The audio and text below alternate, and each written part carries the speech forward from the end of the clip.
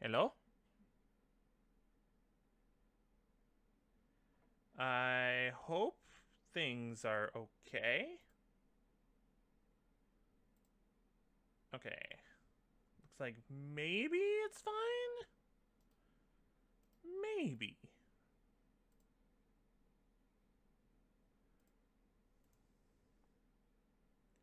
That will be the telltale sign of if things are okay. Okay, looks like it's fine. Okay. Okay, we're back in business. So game number 1 is done. And this one is supposedly not too long either.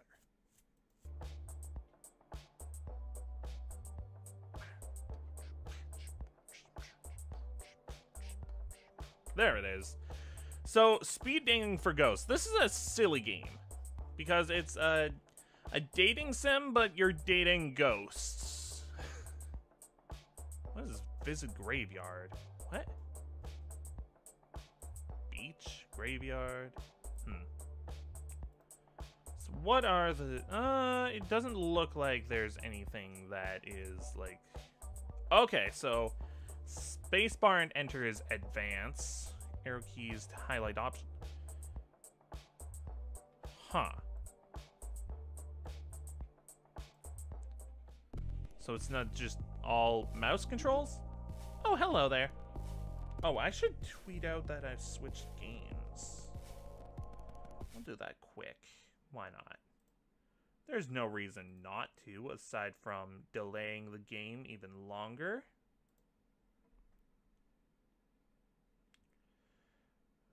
We finished first game. Now starting speed dating.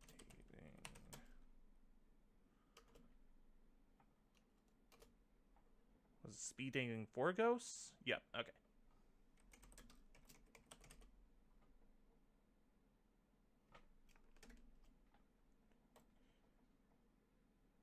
Alright, cool.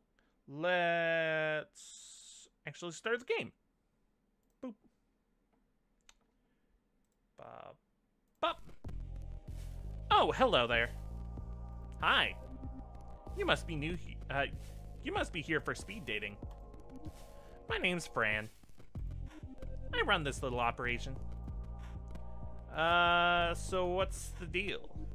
Straight to it, huh? We get all kinds of ghosts here.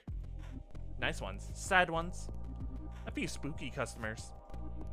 It gets lonely being a ghost. Has been pretty difficult. It has? Wonderful!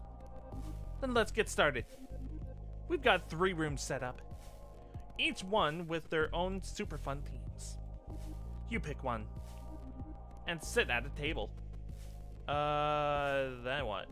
Another ghost who also signed up sits across from you. You'll have a few minutes to get to know them. Then a bell rings, and you switch seats. A bell rings from somewhere. Just like that. In all, you'll meet 3 ghosts over 2 rounds. And at the end, you get to choose your favorite. If they liked you too, you go on a date. How's all that sound? We'll see.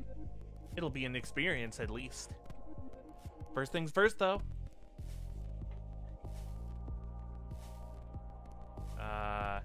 Is that the save icon? Choose your room. How about the room of black?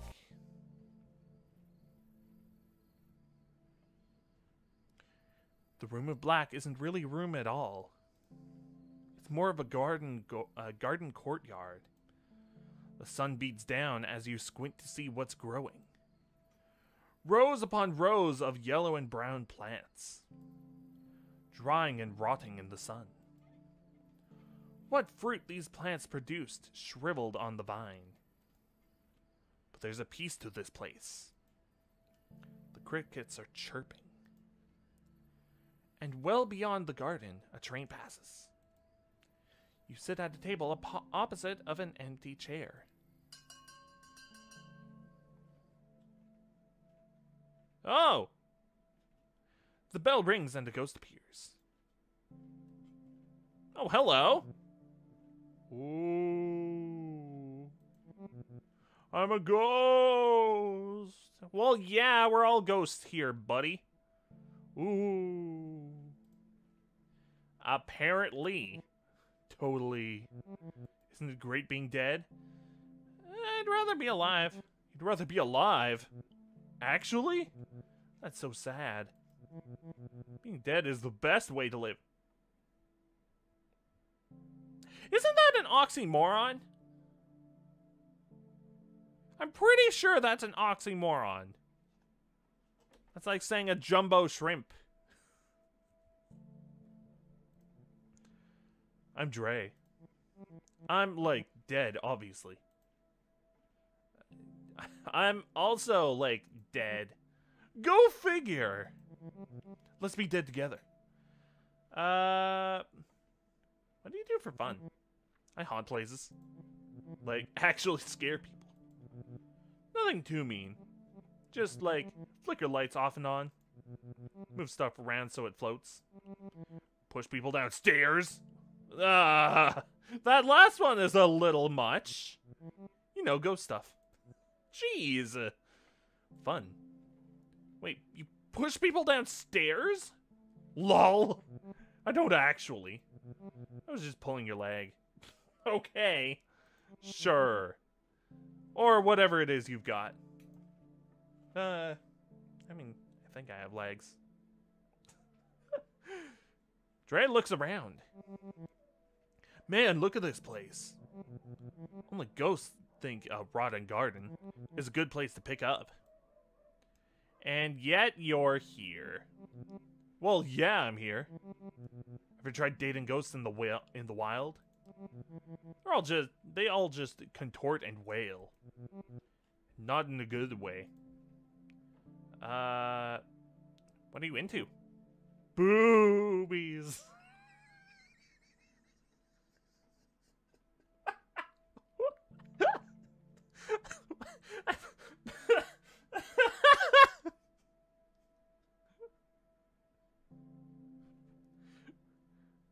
Dude! Dre snorts a little. No, but seriously. I've gone out with all kinds. Pretty girls in dresses. Who carry their own heads. A shadow who refused to let me look directly at him. Being dead is great. It's the other dead people that kill me. But,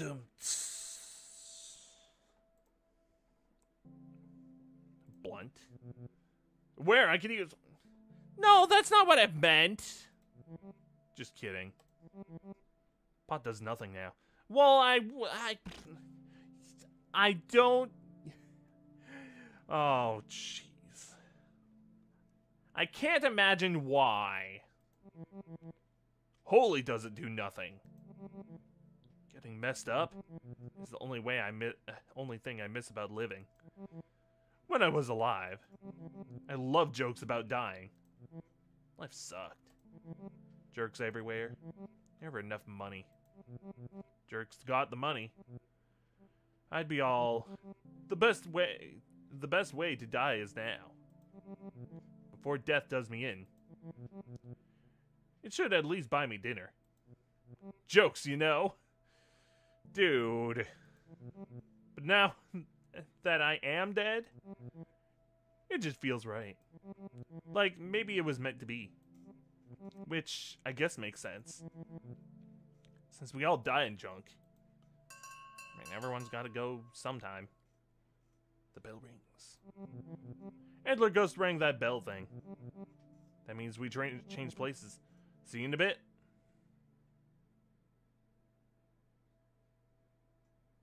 Another ghost appears. Oh, hello! You're adorable! Oh, hello there. I'm Hattie. You'll have to forgive me. I'm a little shy. It's just so nice to get out of the home. To see a new face. The home? I haunt the old folks' home. Oh, of course. Where I died, of course. Queen Mary's. It's not a nice place to live. Let alone die. They treated you poorly? I wouldn't say poorly. The nurses do their best. But they are short-staffed. The residents are frequently neglected. Make Queen Mary's a little better. That is my mission in death. How do you help? Any way I can. I keep watching on vitals. Bring a nurse when needed. Tuck residents in at night. Oh, that's so sweet. Aww. In their final moments, I whisper in their ears. There's more, I say. Just you wait. Oh, that's nice. I never thought death would be like this. As ghosts, we have the power over the living. Whether they know it or not. We ought to use that power for good. Yeah, it. There you go. I agree. Now that you're dead. What do you do with your time? I'm still figuring that out. It's strange being dead. There's a Bible verse I think about sometimes. It is better for you to enter the kingdom of God with one eye than to have two eyes and be thrown into hell. Fair? Where the worms that eat them do not die, and the fire is not quenched. I still have both my eyes, but what I see isn't like hell. I'm gonna choose that first one. I've heard that. I don't believe it. I can't imagine anything worse than being alone. Fair.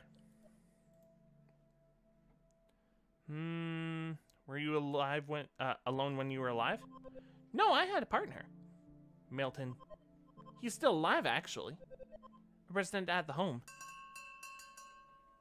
No, I wanted to hear more. Oh, I guess that's our time. I suppose I will see you again. When I come back around. Thank you for the talk. Aw, she was so sweet. Another ghost appears. Ah! Ah! Hi there, buddy? The ghost says nothing, only stares. Hi? What do you do for fun? What is it that you require? Fun. What do you do for fun? Fun? There is no fun here. Death is not fun. I'm having fun so far. That is sad. How little you must know of true suffering. Who are you? My name? I am unknowable. The shadow of a shadow. You can call me Gary. Hi, Gary. Nice to meet you. That is who I was. Who I used to be. Tell me about Gary. Gary was a simple man. An accountant. Common. Gary liked the patter of rain. Baseball games and decaffeinated tea, too. I missed little things, too. They are gone. Gary is gone. Too bad. Gary sounds nice. Gary is gone. Killed. I'm sorry to hear that, bro. I still feel the blade. The life draining out. Emptied. An empty space. Where once there was something. Now cobwebs. A draft. Do you know who killed you? I do not remember. Can you help me remember? As long as you don't go for revenge, because that would be awful. Revenge isn't gonna bring you back. Your time with Gary ends before you have a chance to answer. Perhaps if you get to know Gary a little better, you can help him. Help him remember how he died. It's one way to spend an evening. The second round begins. Hey, dude. Everyone's so flippin' gloomy here. I keep thinking, who died? Everyone died. That's the joke. You don't say. This guy likes his jokes, his death jokes. You know that's the joke, right? Dude. Man, we should just go haunting. Freak out some flesh bags. Give him something to be afraid of. Maybe. Like you're gonna do better than me here? Or anywhere? Most ghosts are sad as heck. Yeah, you mean like you? Or boring. Lots of boring ones too. Do you know a lot of ghosts? Mostly ones at punk shows. It's great because you never need a ticket. What kind of punk shows? Emo! Well, like, yeah. And the harder old stuff. Yeah, I know. I'm a cliche. Yep. Honestly, I'm not really into that. If we end up going out, Unlikely. I'll make you a playlist. If you're nice. Now you want me to be nice? Nice. Square. Sure. Sometimes you want a glass of water. I want to meet ghosts. Who aren't like me. I'm sick of doing the same things. But then I actually remember. I like doing those things. I really just want to share them with someone new. I know I probably sound pathetic. Alright, time to switch. Move on. Already? Yep. This was okay. Come find me after. We'll do something. What do you have in mind? You'll see.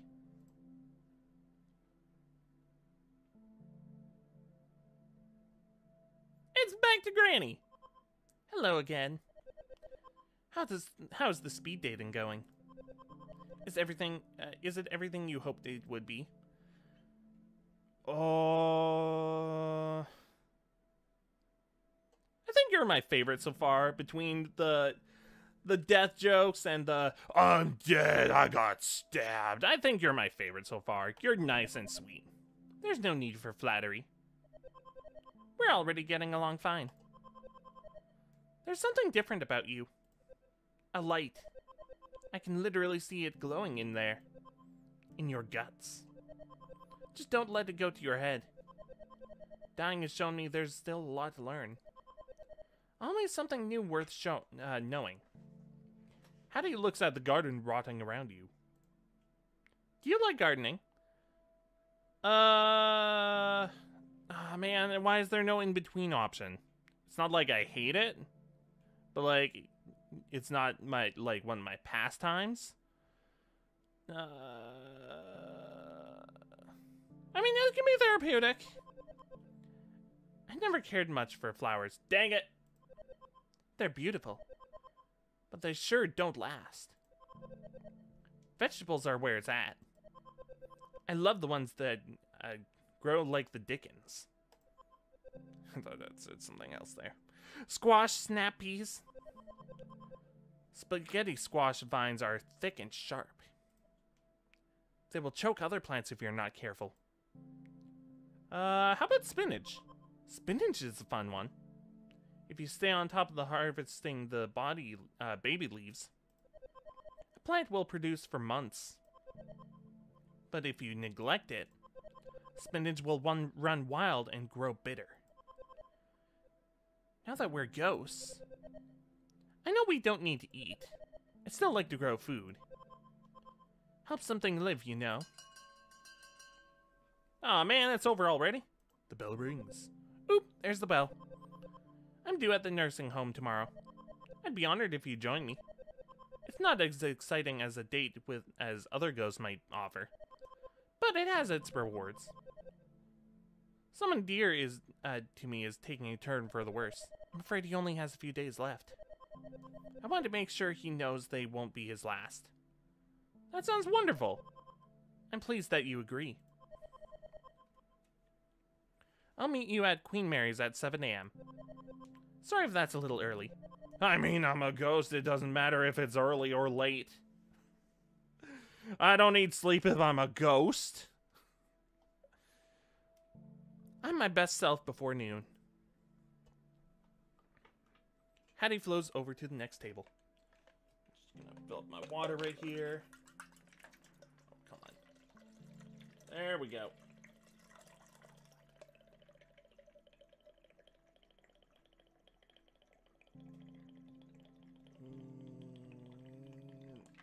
That'll be good.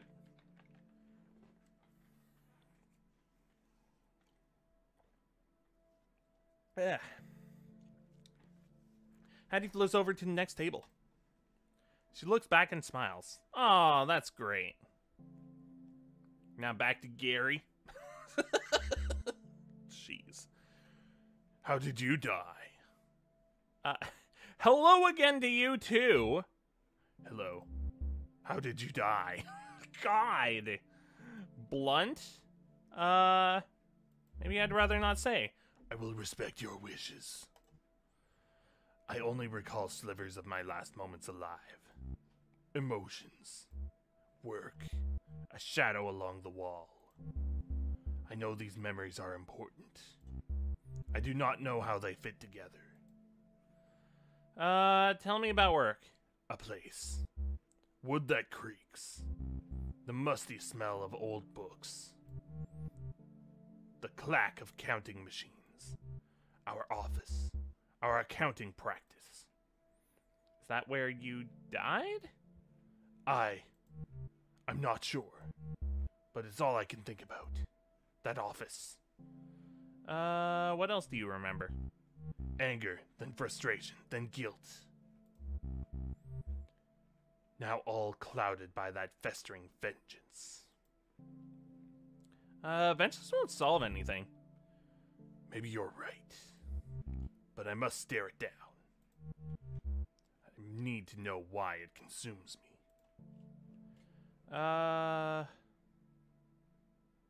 Could the shadow be involved?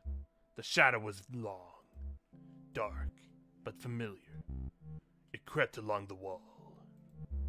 It crept through the office as we worked at night. It came for me. It has a name.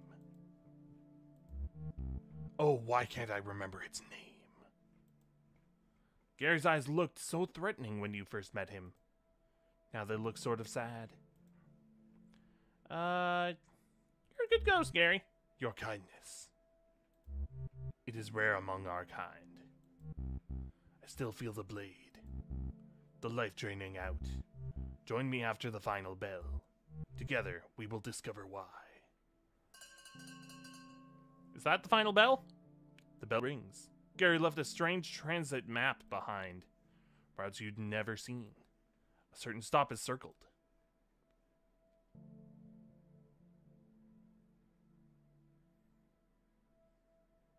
Choose your date. I'm gonna go with Hattie. Because she was the nicest out of them.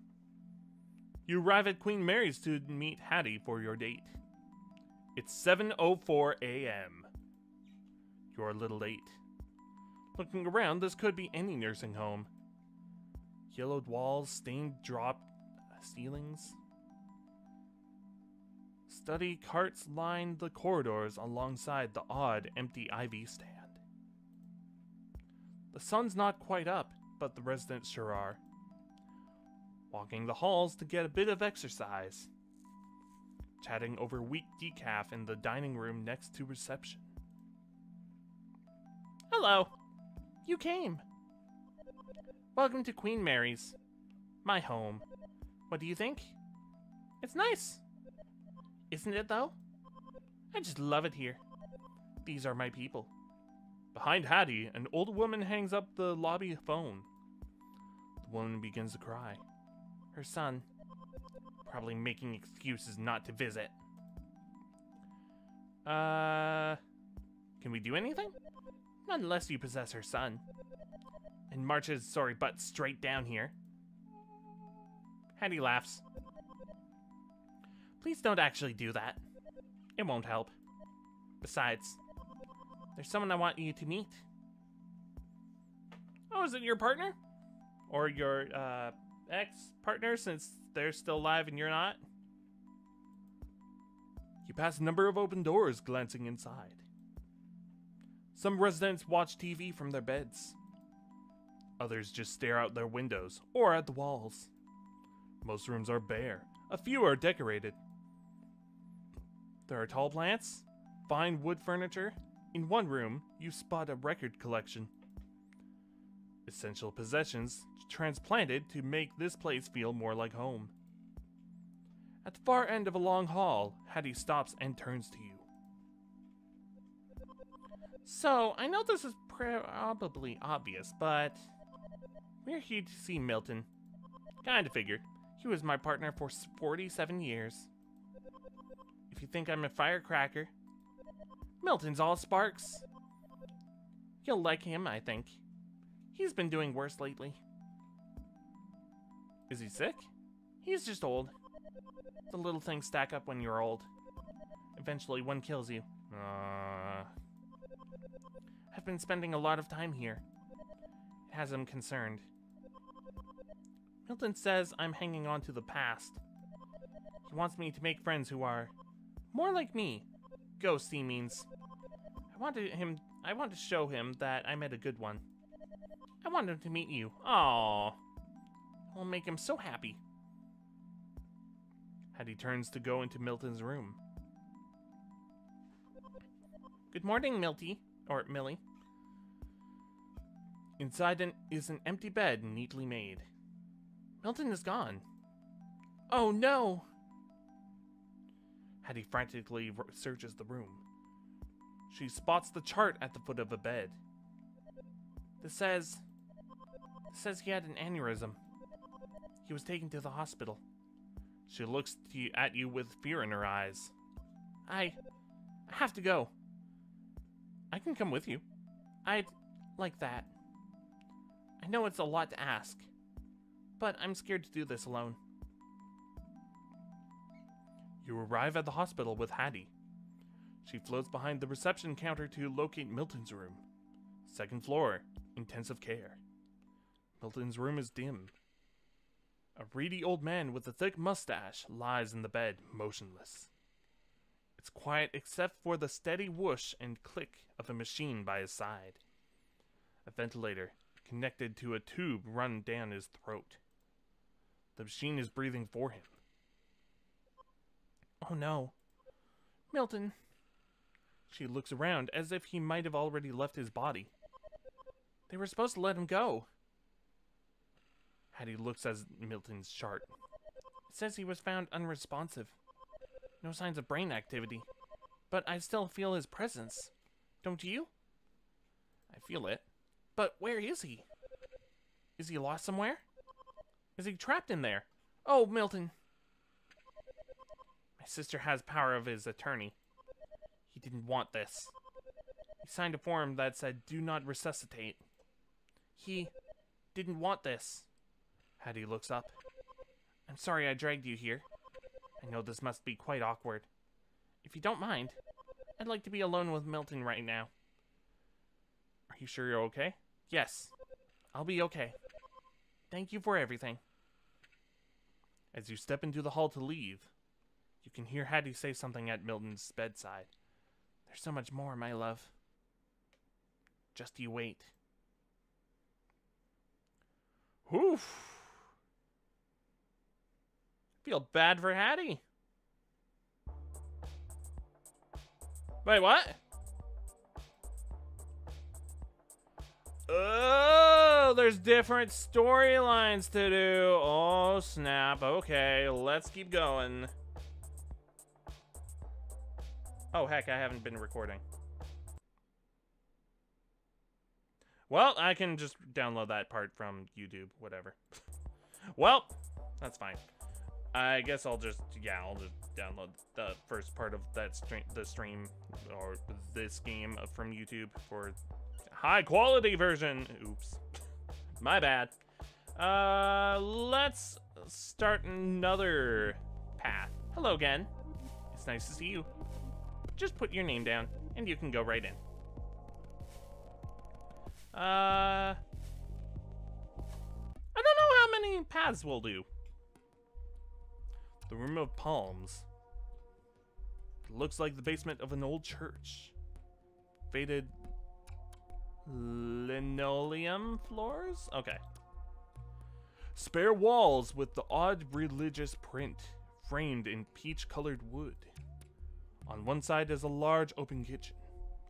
Old refrigerators donated by the congregation hum and drip. This must be where the cabbage smell is coming from. Rows of long tables are set up for the next spaghetti supper. They work well enough for today's speed dating.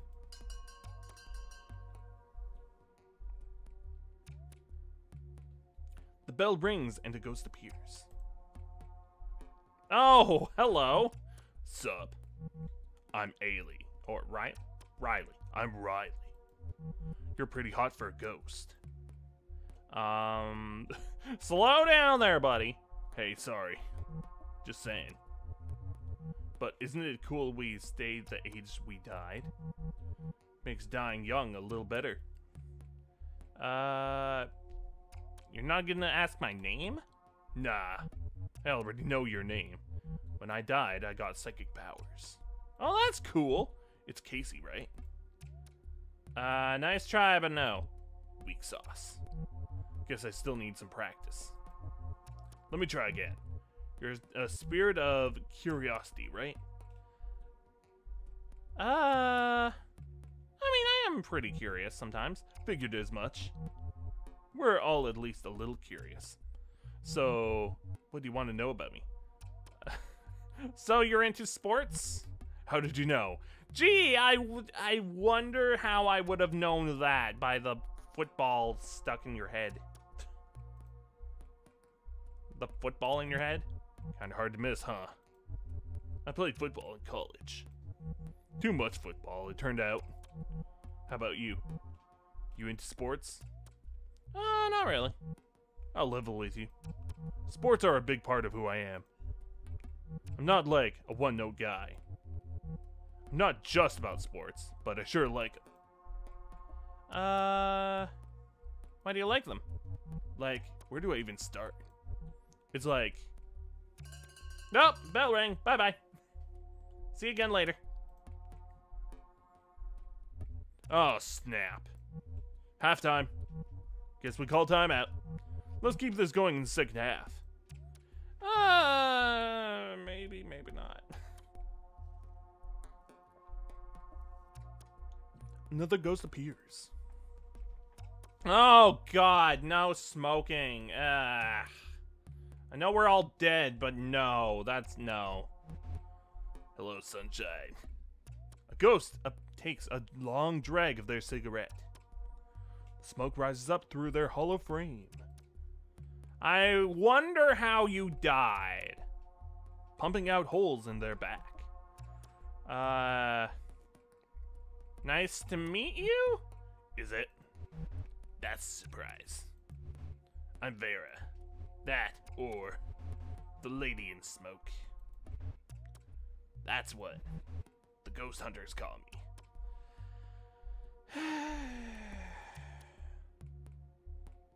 Ghost hunters? Living weirdos. Trying to prove we exist. Hunter sounds so dramatic. Gives them too much credit. For years now, I've haunted Vegas. The glitzier condominiums. On the Strip. I've obnoxious houses behind gates. I wake up. Rich fools at night. Shrouded in gray smoke. Jangling pennies. Wailing, pay the price. Junk like that. I'm not gonna ask why the rich. The rich deserve it. That's pretty cool. Thanks, hun. Spent a lot of time working on it. I like when they choke on smoke. Choke themselves awake. Then they see me, floating at the foot of their bed, looking ready for a funeral. It works. Except when the smoke alarm goes off. Then it's not as scary. Did you die in Vegas? I was an executive assistant to this big shot casino owner. This was back in the boom. Everybody moved in post-war. By the early 50s, it was a wonder then. My boss was a real piece of work. If you're a ghost, why were you coughing just now? Just curious. Balding, bad suits, always eating peanuts. What's wrong with eating peanuts? Tossing back rye. That part I can judge. He was obsessed with money. Got it any way he could, and never let it go. No one liked him, but plenty feared him. It was my job to keep his sins quiet. Anyway, that's me. What brings you to this thing? I was bored. Pretty hard. For ghosts to get bored. It's almost impressive. I guess it does get old though. Floating, moving through stuff. You start to take it for granted. Like the living do. With breathing and eating food. I mean, I don't miss breathing. You and me both, hun. Oh, thank goodness. Bell rings. Guess that's the bell. I'll have to pick up this later. Alright, who's next? This lineup isn't looking good so far. Oh, hello. Hey. I'm Stephanie. But you can call me Steph. Everybody does. Hey, Steph. Hey. Oh gosh, I'm nervous. I've never done anything like this before. I spent like an hour putting my face on this morning. Ha ha! That's a good one. You look nice. Thank you. That's sweet of you to say. What brings you to speed dating? I've been single for a while. At first, it was great. I did what I wanted to do. Taught myself some Japanese. Nice! Congrats! Played my clarinet every day without fail. Allowed myself time to get to know the real me. But after a while, the silence gets to you. My cat only says so much. Tell me about your cat. Clarence. After the angel. But he's more of a demon. Especially around food. You know how most cats have this pleasant meow? Almost a mew. Clarence wails and whines. All raspy like he's dying. Or dead. Haha! You probably think I'm so weird. We're all a little weird. I suppose the beats being normal. True. There's nothing worse than meeting someone and running out of things to say. After like 10 minutes. Seriously. That's why I'm here. There's no time to get bored. If you do, it's almost impressive. Tell me about playing the clarinet. You gotta commit to it. When I first learned as a kid, we rented one, which was gross, cause, well, you have this cloth. It's like a little metal thing attached to a long string. The cloth is on the other end. When you're done playing, you take the mouthpiece off, then run the little thing through the clarinet to pull the cloth and despidify it. That sounds like a lot of work. I'm not gonna ask what happens if you don't, because that seems pretty obvious. Sorta, I guess. We used to call it the spit rag. Ew! Do you miss playing? Not really. I mean, I still practice every day. Can dead people play the clarinet? Of course not. They're dead. Fair enough. They can't breathe, so they can't play. Why even ask that? What? Of course it can breathe.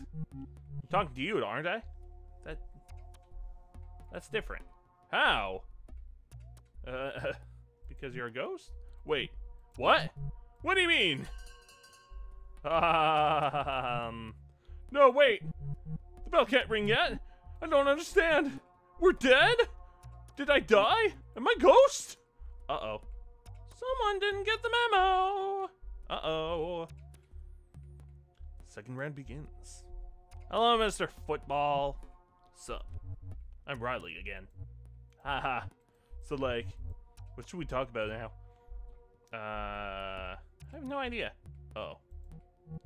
Well, if you have no idea, and I have no idea, this will be a weird few minutes.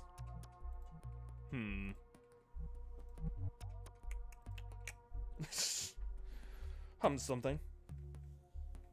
About that football in your head. Sorry, stretch. So, like, this may surprise you, but people always ask about the football in my head. I can't imagine why they would ask about it. I consider it a badge of honor, but also a reminder. You can push yourself too hard and lose everything you worked for. 5 too many hits to the head. Whammo. Sports Ghost at your service. Here to tell you all goals have limits. That's good advice, right?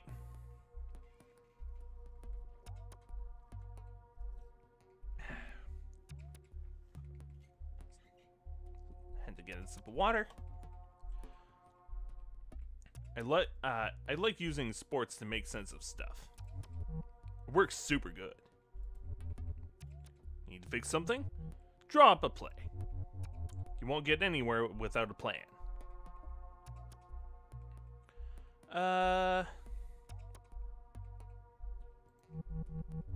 This is like an early retirement. You have your legacy, your accomplishments right there on paper, and in people's memories. You're no longer playing the game, but hopefully you changed it. And you can still do plenty of good, just from the sidelines. Fair? Fair enough. I want to still do good. It's never too late. The bell rings. So, like, I was thinking, it might be fun to see a game together. My old team's playing our state rivals. It's been a while since I've checked in on them. That's not my thing. Bummer. But hey, I understand. I think maybe we can count this as a loss. There's always next time, though. Yeah, sure, next time. Yeah, yeah, we can try again next time. Hello, Miss Smokey. Hello again, Sunshine. Good to see you back around. Cough. We already talked a bit about how I lived the Vegas life, my crooked casino boss. I'd like to tell you about how I died. Okay, sure. It's speed dating. Might as well lay out my cards out. One day, in 1954, the casino rang me up. A voice, the boss's son, said they were out of clean shirts. Uh-huh. It was maybe 6 a.m. Oh, wow, that's super early. Wow, the sun wasn't up yet. Dropped my girl off at a sitter and rushed over to the casino. You had a daughter? Sure did. I was a single mom in the 50s, in case you're doubting why I stayed at the job. Okay. The casino front doors were locked. Doors were never locked. Security let me in and led me to the blackjack tables, where my boss was waiting, dead on the floor, blood soaking into the burgundy carpet. How'd he die? A knife, probably. These guys hated guns. His son was there. He smiled when he saw me. "You'll make this go away," he said. I nodded. Two guys, bigger than horses, stepped up behind me. They loaded my dead boss into the trunk of a black car. One of them drove. The other made sure to sit with me in the back seat. Did you know these men? No. All their tufts looked the same. I swear they worked a year, and they got put down, like my boss had been put down.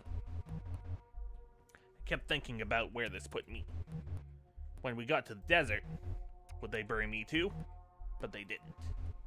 I watched as my boss, friend to the mayor, a builder, got what he deserved. A hole in the sand. Did you confront the son? Not a chance. By the time we got back to the trip, the casino was open, busy as ever, and the son was out making funeral arrangements. Heart attack. That's what they called it. Sudden, unexpected, tragic, horse crap. But how did you die? I went home alone, locked all the doors and windows, turned off all the lights, and waited. Nothing happened until I nodded off. I woke up to an intense heat, took a deep breath, sucking in hot black smoke. My lungs felt like they were burning. I couldn't see. They burned down my house. After making sure I was inside. What about your kid? I made sure she was taken care of. Had a bunch of money stashed away. My brother in Tulsa took her in. For a long time, I couldn't bear to see her. And by the time I was ready, I couldn't find her. I can't even tell you if she's still alive. Oh, the bell rings. Sorry this got so grim. After this is all over, maybe we can go grab a drink. And try not to let the past haunt us, even for just an hour. I don't think I want to talk to them again, because that is really raspy voice. Just gonna take another sip of water, because goodness, that voice wasn't...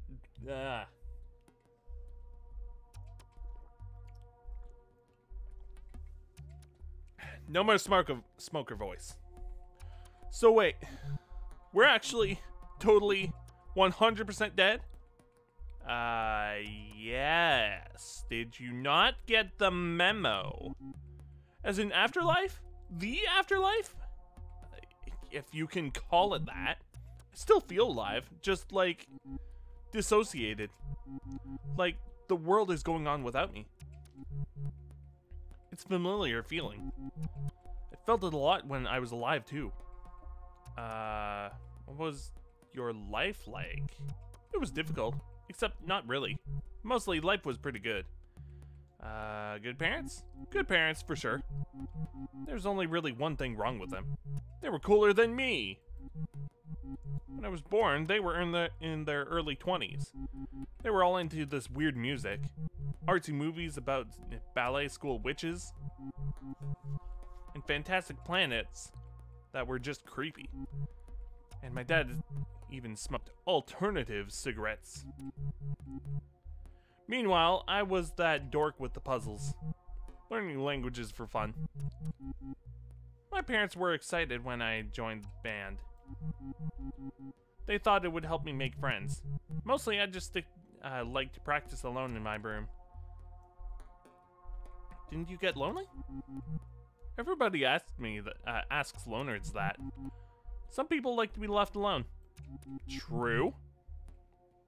It's easier to keep a handle on things, especially when things start to go wrong. And holy did things go wrong in my life. What happened to you? This is hard to talk about. I can't. Oh no, dude, I'm so sorry. Oh no. A week after your 19th. No, dude. Started getting headaches and feeling confused about things. Things would just look wrong, out of place. It's hard to describe.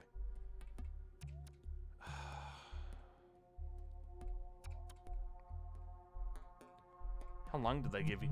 They gave me a few months. With treatment, that turned into a year. They said it was aggressive, so they had to be aggressive. Eventually, the symptoms subsided. It seemed like they zapped it. Told me I was progression-free. Whatever that means. I was allowed to go back to school, but I didn't. I retreated to my room. I can't... completely understandable. Holy. After so much time facing death, I had a lot of trouble facing people. Funny, huh? Now I'm facing death and people. There's the bell. I guess it's back into the world now. I have a lot to figure out. It was nice to meet you. Thanks for helping me talk this out. Steph leaves the room. If you hurry, you could catch up to her. See if she'd like to talk some more. Then again, a date with a ghost like Steph might not be the most exciting. She's no football hunk. Yeah, I don't want to date the football hunk. Or the lady in smoke. No, none of that. Let's go see Steph.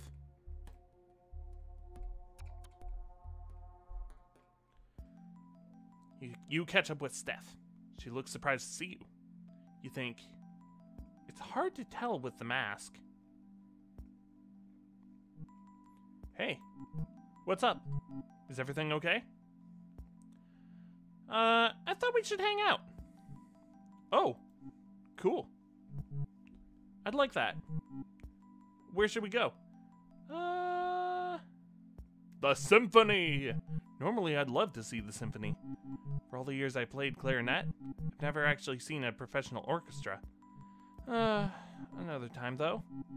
Maybe we could just walk around. Maybe find a nice park. Talk a bit. Sure! A heavy layer of snow has claimed the trees and buried the grass nearby. A cobblestone walking trail twists around the edge of a lake. You pass an old ghost sitting on... Oh, ghost singular, okay. You pass an old ghost sitting on a bench, tossing nothing onto the ground, but still going through the motions. The ghosts of geese gather around him anyway, acting out a ritual that no longer serves any purpose. This is all still so confusing. You must have lots of questions. I really, really do. Were you this lost when you died? For a while, yeah. How did you figure things out? Still figuring things out. Dying's not a simple thing. I just feel like I spent years on a puzzle, only to realize I'm missing pieces. They're gone. I'll never finish. And now, what do I do? Do I take the puzzle apart? Be proud that I did what I could? It's still an accomplishment, I guess. But now what? What do we even do as ghosts? Do we get jobs? What's the point of anything? You can help people. I guess we have powers. We can manipulate things, right? It's like in the movies. So like powers and stuff? Neat. Maybe I should help people. That seems like a thing to do. There you go. Who will you help? Gosh. I'd have to think about that. Sick people, maybe? No, not yet. I want to get away from what killed me. Understandable completely. As far away as possible.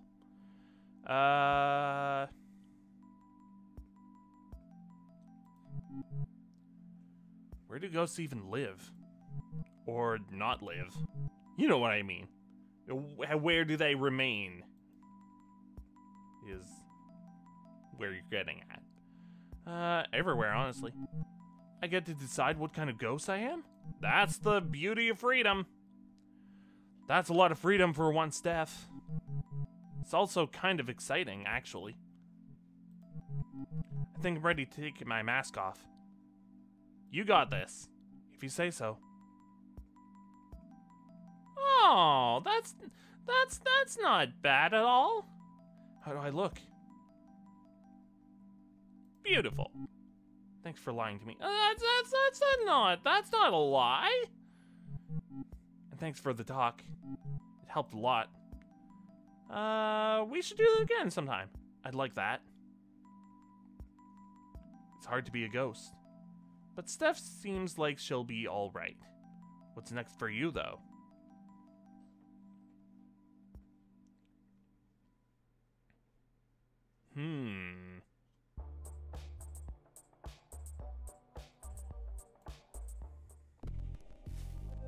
Hello again. It's nice to see you. I'll just put your name down and you can go right in. Alright, so we did the Room of Palms, we did the Room of Black, let's do the Room of Liars. The Room of Liars looks a bit like a conference hall.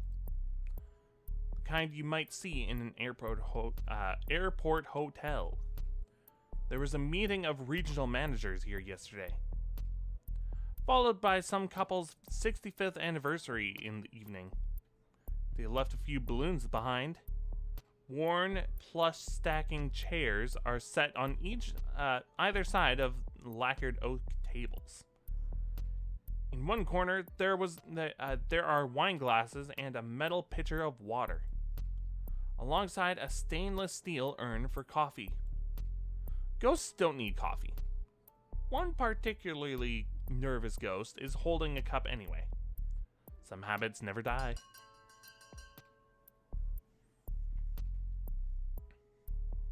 The bell rings and the ghost appears. Oh, they're terrified. Ah, a ghost. Oh God. Sorry. Of course you're a ghost. We all are. I'm still not used to this whole being dead thing. I'm not that scary. No, you're not. But you're still a ghost. When I was alive, I'm so scared of ghosts. It started when I was little. A movie I saw. I pushed my bed against the wall. I told my mom. It was so I wouldn't fall out. I couldn't sleep. Unless my back was against the wall. Why were you scared?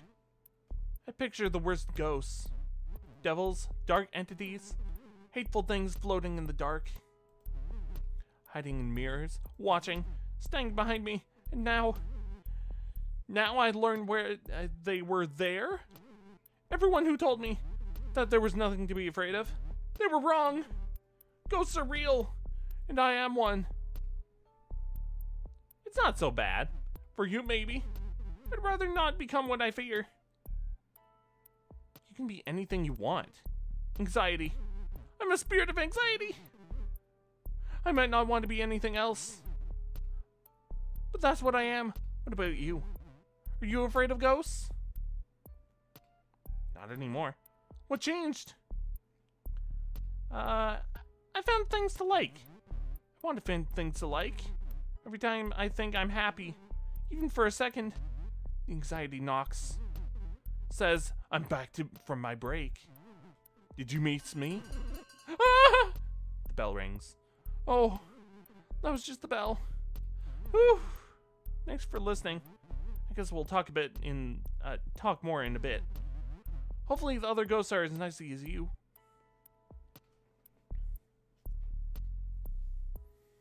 Another ghost appears. Are you a plague doctor or what? Well, look what we have here. The ghost's voice creaks like ancient wood.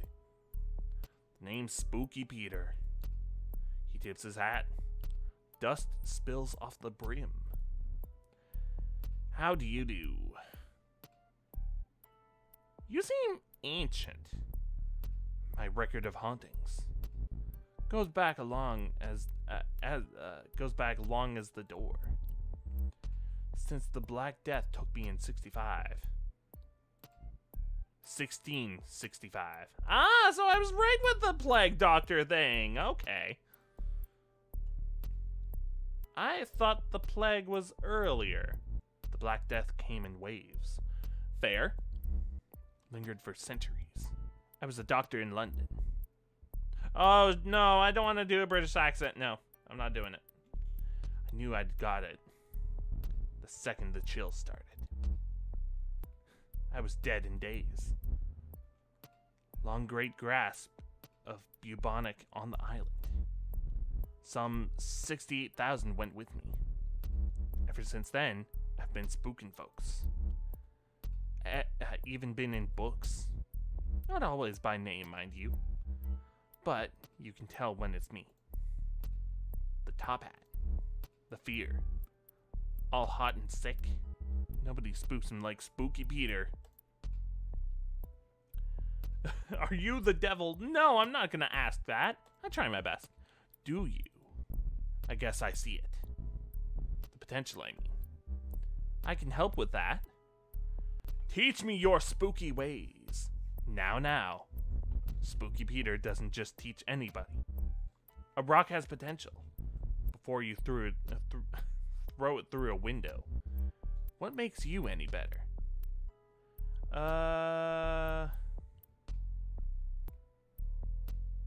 I could pull my face off.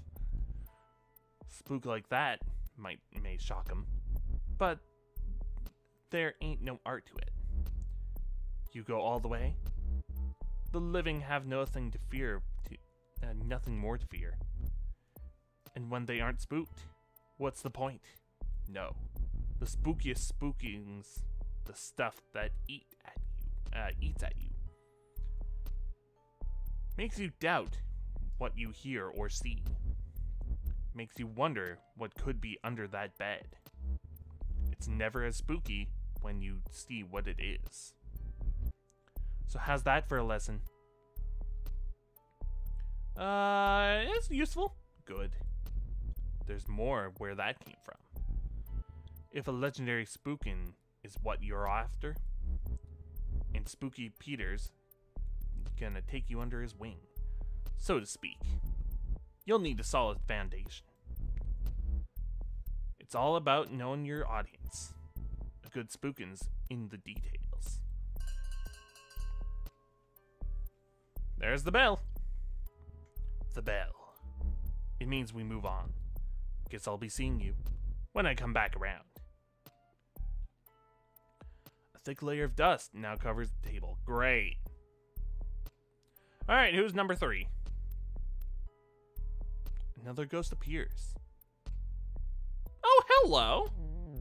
Want to make some money? Excuse me? Do you want to make some money? Dollar bills. Cashola. You know the stuff. Okay, here's my question to you. What purpose does money serve ghosts? Let's unravel this and actually think about it. What purpose would money serve ghosts at all in the afterlife? Just curious. I understand what money is. Good. Then you understand what I want, why I want more. Do ghosts even need? That's what I was asking. Technically, no. We don't buy things, but money buys something else now. Favors with the breathers. Influence. Information. The living always want the money. The living buy plenty. The name's Leon, by the way. I rob banks. Don't judge. What? You can't just drop that on me and say, don't judge me. I've robbed banks. I'm a bank robber. Dude.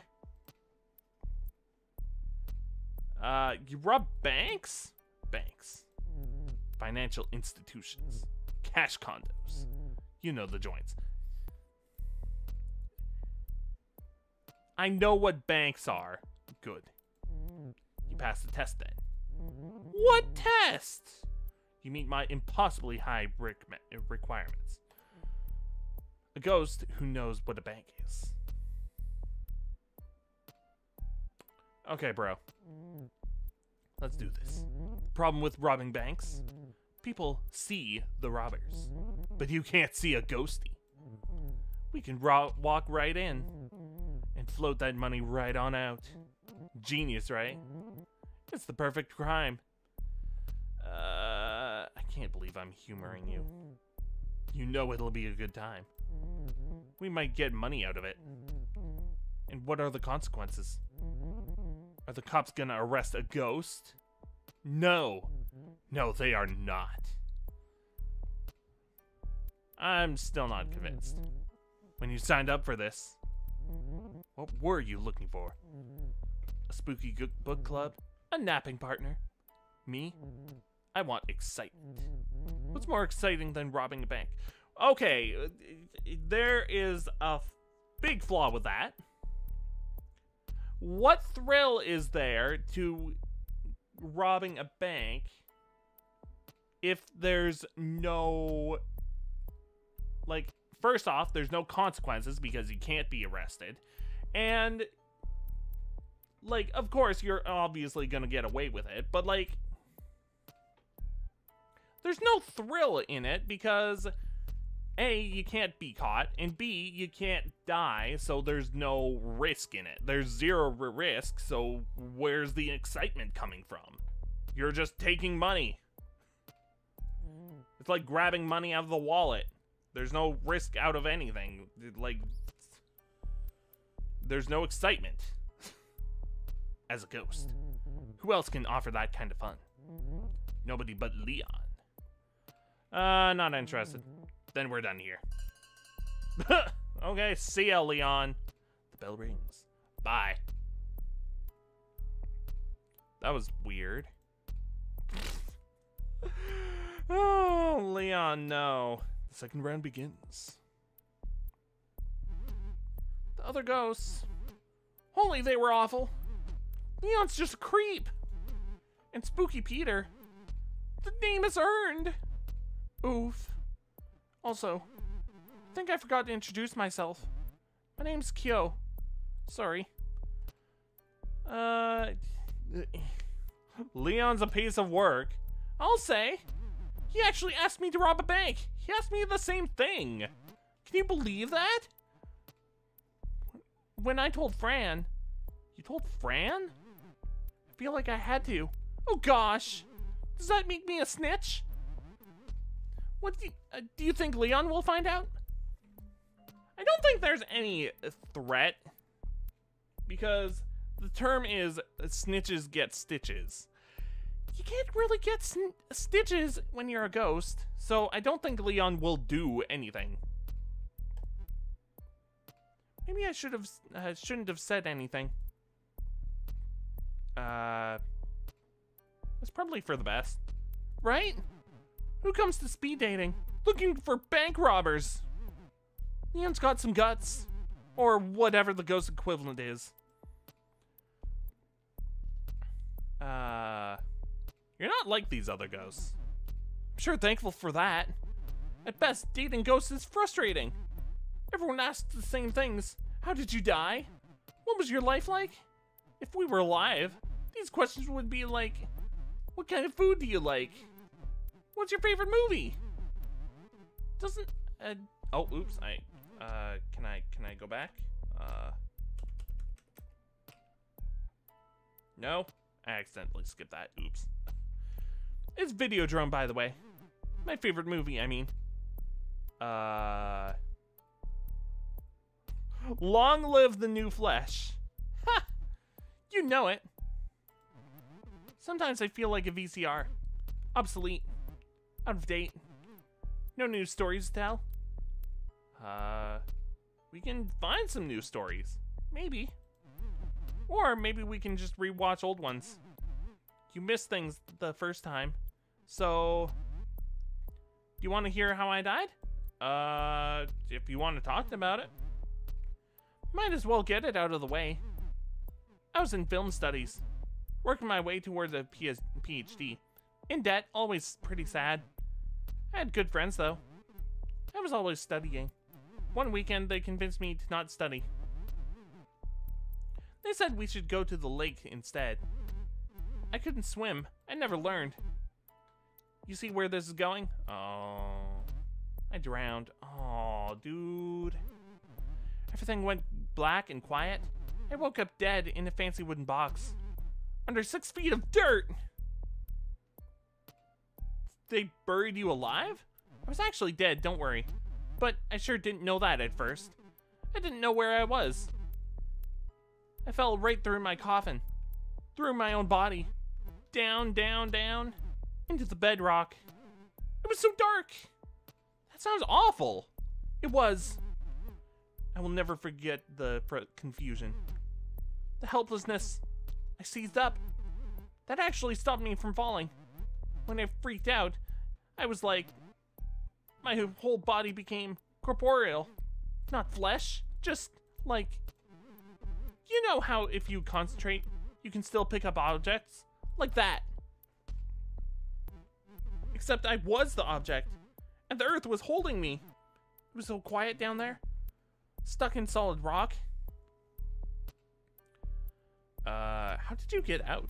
I pulled myself up, away from the heat below.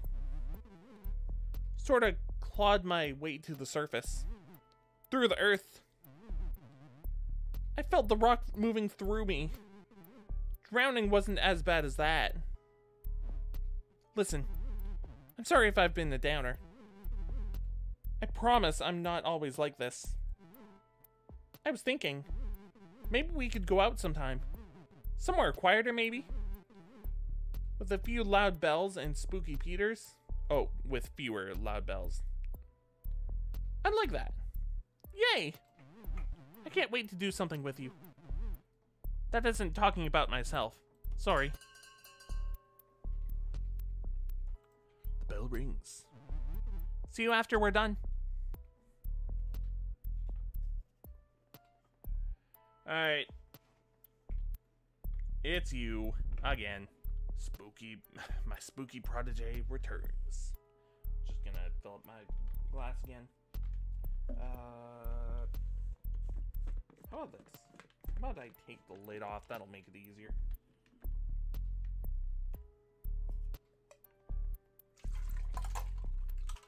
There we go. That's a lot better. Okay.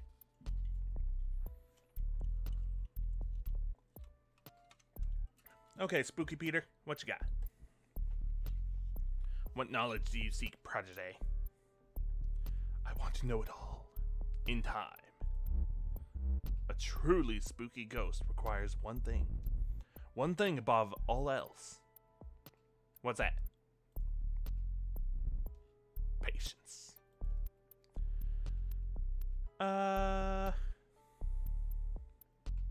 What spooks Spooky Peter? Not much.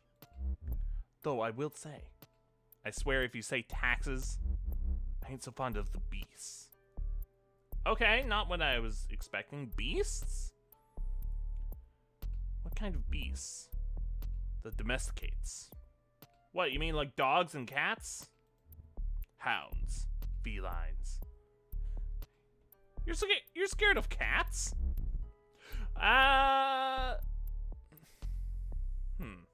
Okay. Spooky folk like me rely on a certain covertness. I can't just be all clanging about, announcing myself. That's not so spooky. Cats, they can sense Spooky Peter. They know I'm there. If I hide in the closet, they'll scritch and scratch out the door. Start yowling. Even run around in the dark. To wake the owners, I wager. It's trouble, let me tell you. A real impediment. Spooky Peter wheezes. Something's rattling around in there. Tell me about the plague. The man I was died. I won't say much more than that I have. I did my life. Now I do something else entirely. You ever been to the mirror world? What's that? The place beyond this. But the same as this. You've seen it. But always looking in. Oh, there's a bell. Bye-bye, Spooky Peter. The bell rings. If you fancy another lesson, come on by that edge of things. I'll show you around the other side. If I find time. Tarry all you want. I've got patience like I've got time. I can wait forever. Okay.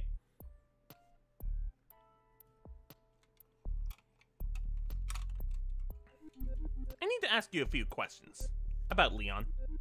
Did Leon mention anything about robbing a bank? Yup!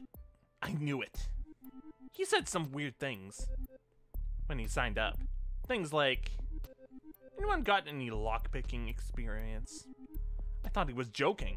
I didn't get the joke. But that's normal for me. Did he try to recruit you? He tried.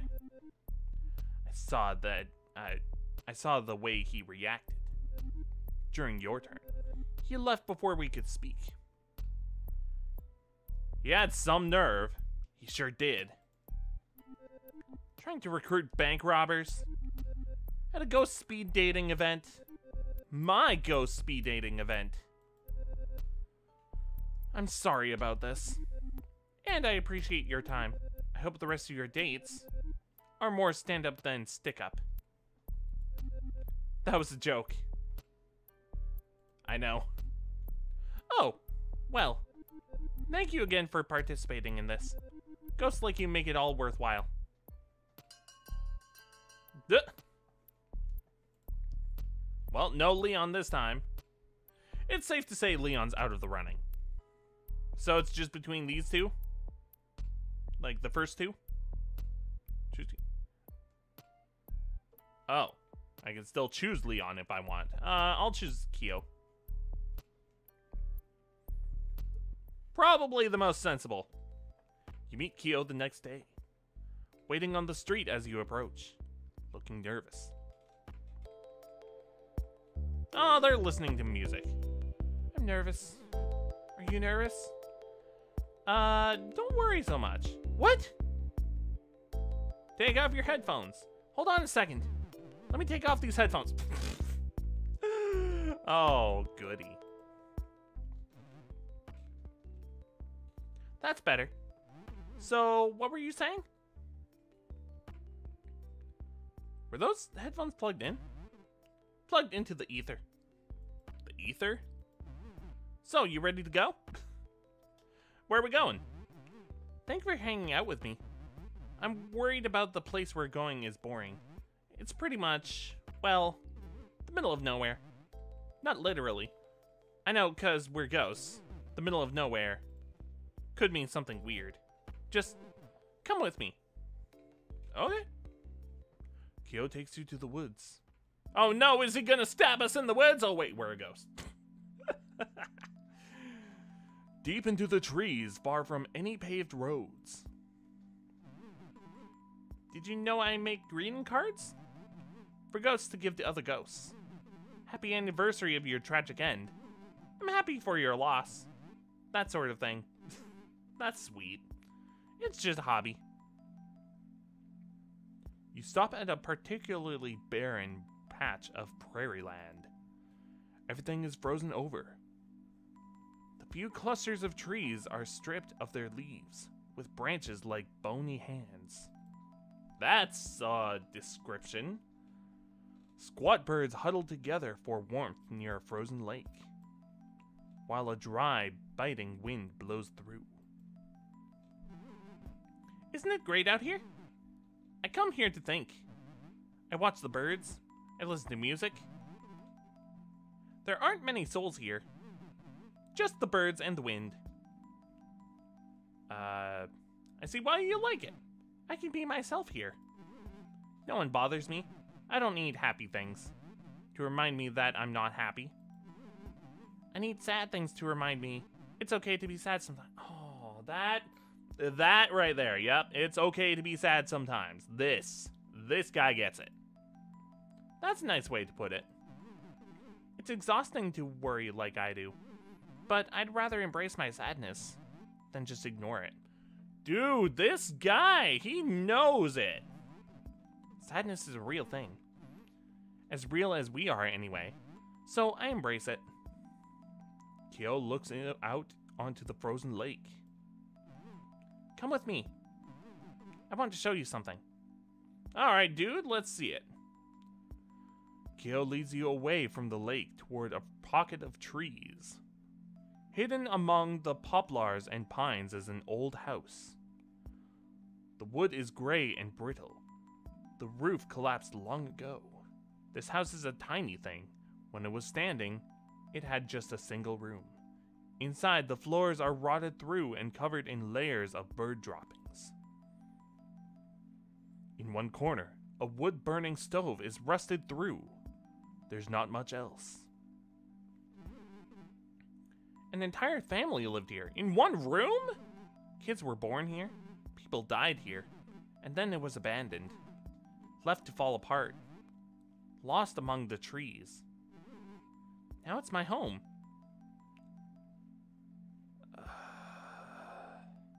Love what you've done with it. I would never change a thing. It's perfect. Kyo leads you back out into the cold.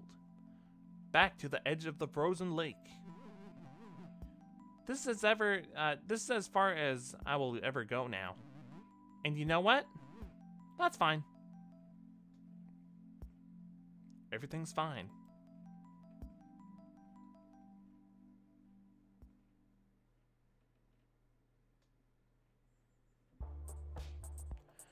So we got 3 dates, and out of like 9? Because there are 3 rooms and 3 guests for each one. Let me just see. Yeah, 1, 2, 3, 4, 5, 6, 7, 8. Oh, wait, hold on. Is there a new place to unlock? Or are there new dates for each room? I see you. Put your name down.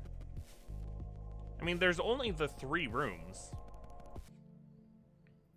I'm gonna see if there's new dates in each of these rooms.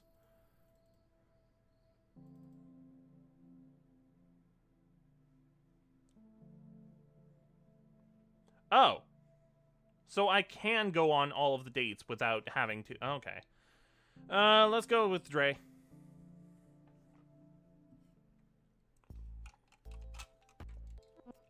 You ready? Yeah, you're ready. Dre has something planned, that's for sure. This is gonna be sweet.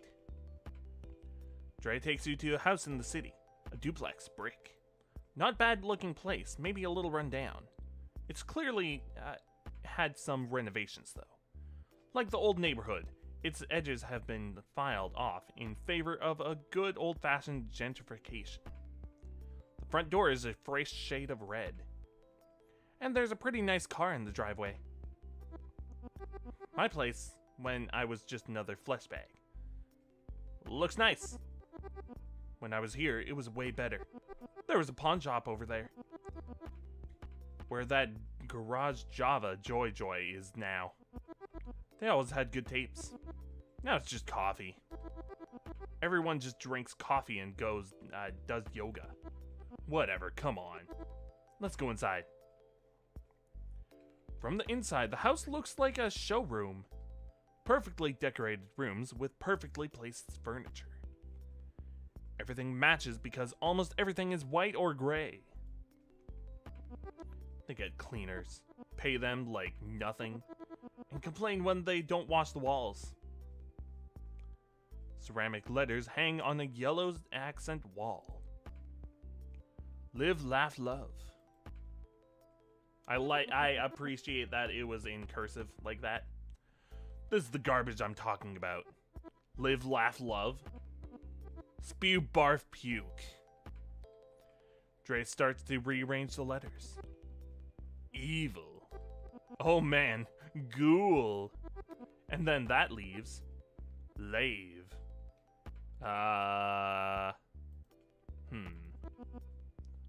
What does that spell?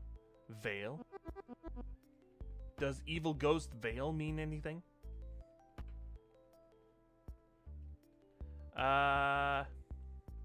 Veil means valley. I mean, valley sort of works, right? Like evil ghoul's domain. Bah! Dre throws the remaining letters on the floor, smashing them to bits. They take a step back to survey the handiwork. Evil ghoul. LOL. So, where should we hit next? The kitchen. Getting creative, huh? Plenty of fun in there. The kitchen looks like it was recently updated. Built-in microwave, induction cooktop, something called a smart fridge. What do they even do to afford all this? Dre heads for the fridge. This is what I call a poltergeist pay dirt. Inside the fridge is the biggest plastic container of kale you've ever seen. And rows of expensive looking juice. Marked cleanse. I can't choose. The juice! Look at all these pretty colors. Green, yellow, red. Dre thinks for a moment. Slime, pee, blood. Just like that, the juices look different. Don't worry, they'll just taste those like those things. Somehow that's hard to believe. I mean, where would we even get blood? There's a click at the front door. Oh crap, they're home. Quick, this way. Dre drags you to the front room just as the couple who lives here opens the front door. Great. At first, they don't notice anything is wrong. They take off their shoes while bickering about who forgot to take the garbage out. The man is the first to see the letters on the wall. He stops talking. She looks up to see why. He points to the letters rearranged on the wall, and they proceed to freak the fudge out. Lovely. They run away, not out the door, but upstairs. Straight to the bedroom. Aw, man. After all that work, I knew we should have done the bedroom. Man, I just wanted to avoid the bedroom because I thought, no, I don't want to be in the bedroom. Because they weren't gonna run straight to the fridge anyway. That was still super good. Best time I've had in forever. Maybe I'll see you around sometime. You never know. True facts. Maybe it's your juice that I messed with next time. No, please no. Please leave my juice alone. Dre disappears. Upstairs, the couple is loudly trying to convince the cops they called the ghosts. Let's try that again. Upstairs, the couple is loudly trying to convince the cops they called that ghosts are real. Eventually, they give up and admit it was probably just some neighborhood punks. That's your cue to scram. Sheesh. Duh.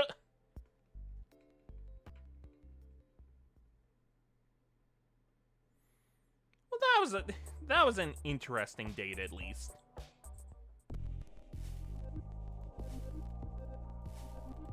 Room of Black. Return to the Room of Black. The speeding dating rounds have wrapped up, but some ghosts are still hanging around. No, yeah, let's go on all of the dates. Oh, Gary. Okay, you're the last one in here. Okay. You arrive at the bus stop where Gary asked to meet. The last bus went by hours ago. Still, there are other ghosts waiting for something. One natters to herself like a squirrel. Another is on the ground, arms around his knees, rocking back and forth. The third ghost has his back turned, staring silently into the darkness. It's Gary. Nice bow tie. It matches my bow tie. He is wearing a bow tie. I wore a bow tie. You look nice. I wish to look respectable.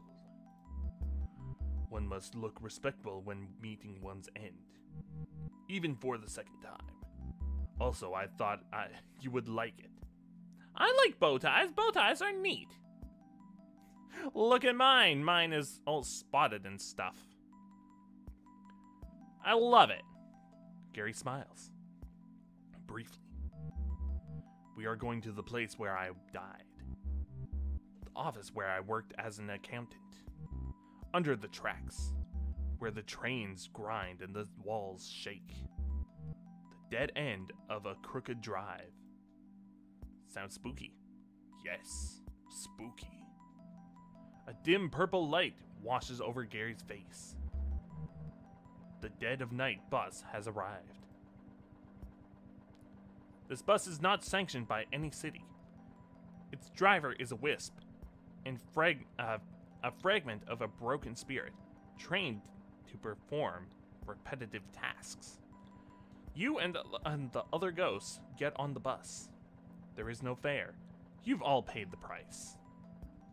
Fair. Understandable. The office is just as I remembered it.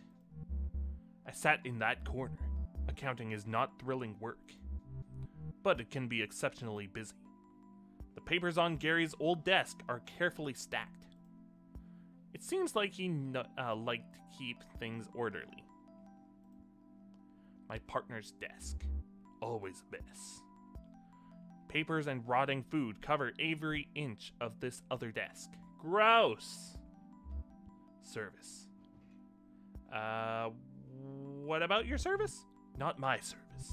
Service was my partner. Service Gelk. What was he like? I worked with the man for 16 years. At first, for a bank. We were miserable, so we struck out on our own. Gary sits at Service's desk. He turns on the desk light to get a better look at the papers. You make a good partner. I tried my best. I wish I could say the same for Service. He was a thief. Oh, I see. The green and gold lamp collecting dust on Service's desk casts a long shadow. The shadow begins to move. It creeps along the wall until it hangs squarely over Gary. He was telling our clients they owed money. Money they did not owe. He would pocket it for himself. Small amounts so I would not notice. But even small numbers do not add up. Gary struggles to stand. He seems troubled by something. When I confronted him, there was a fight. In this room? Yes. I killed him. Oh! Okay. Oh God! I still feel the blade. The knife in my hand. I looked for gloves, bleach. I found them, but I could not hide what I'd done. Instead, I called the police. Sitting quietly in the dark, I awaited for them to arrive. When the officers knocked on the door, I was so scared. They warned me. But I couldn't let go of the weapon, frozen in place right there in our office. They shot me where I stood. I died here, same as Service. At least you know. I am haunted by an act of vengeance, not the need for it. I'm sorry for bringing you here. I am sorry for... I am not good. Don't be sorry. You're right. Sorry is reserved for those who are not. I must carry this burden. Atone for my act. I take comfort in knowing Service is still out there, or is out there, somewhere, perhaps seeking his own vengeance. I suppose it is only right that I give it to him. Gary is gone. The office is darker now. On the wall, you see a portrait. 2 smiling men. Service and Gary. The day they opened their firm. The office begins to shake as the first train of the day rolls by overhead. But the picture stays fixed to the wall. Well, that was an interesting story.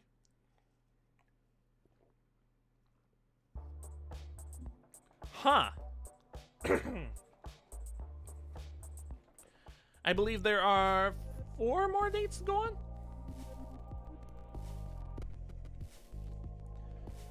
Room of Palms.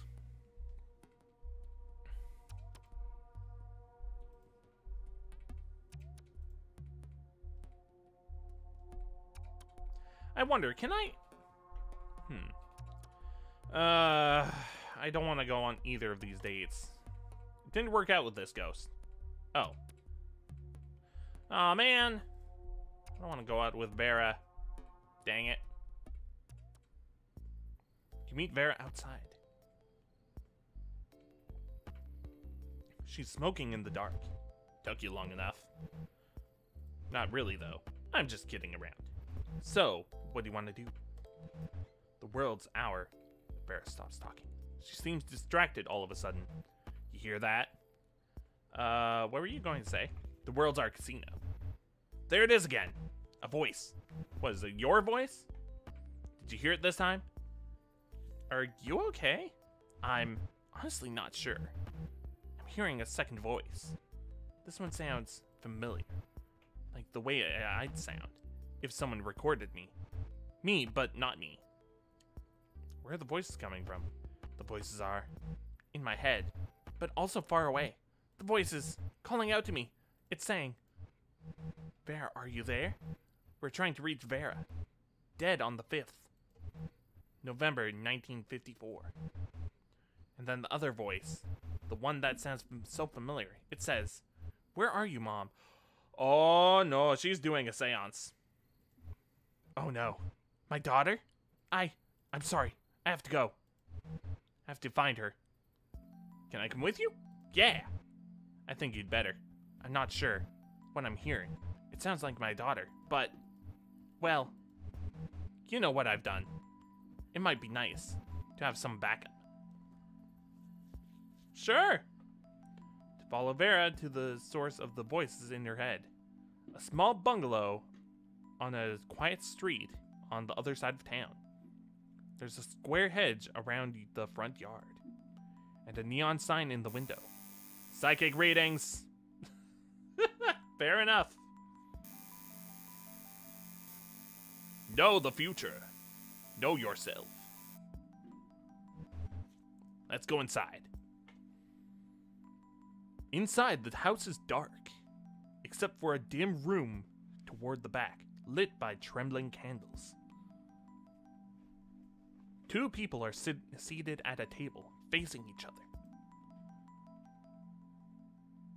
One is a young woman dressed in black with multiple piercings. She appears to be the psychic and playing the part with witchy flair. A second woman sits across from her. The woman is in her 70s, wearing a wire-framed glasses and a long black dress. She looks like a retired librarian. That's my daughter. Is this a seance? Sure looks it that way. What happens now? I feel a presence. Vera's daughter opens her eyes. Mom, are you there?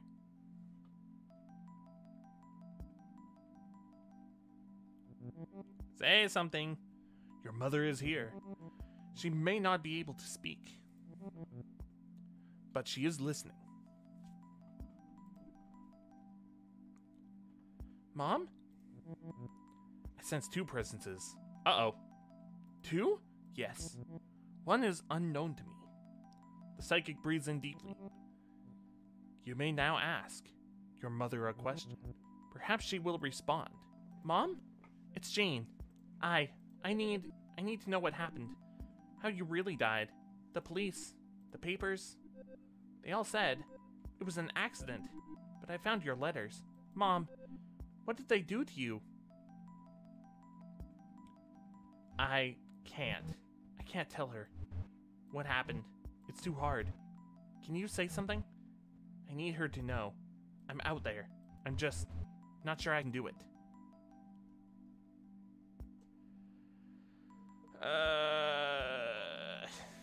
Tell her the truth. Word for word. The letters were all true. Every word. I'm sorry I left you. I did it so you could live. Jane begins to cry. You didn't leave me. They took you from me. I was only a little girl. I'm so sorry, Mom. I miss you so much.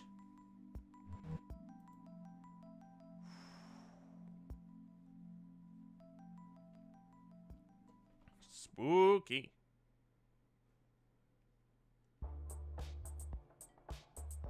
Well, that's that one done. So I guess this one down here is just one grave? Like the one below Kyo? It just looks like it's broken apart? Okay. I still don't know what this is about. Maybe if I go on more dates.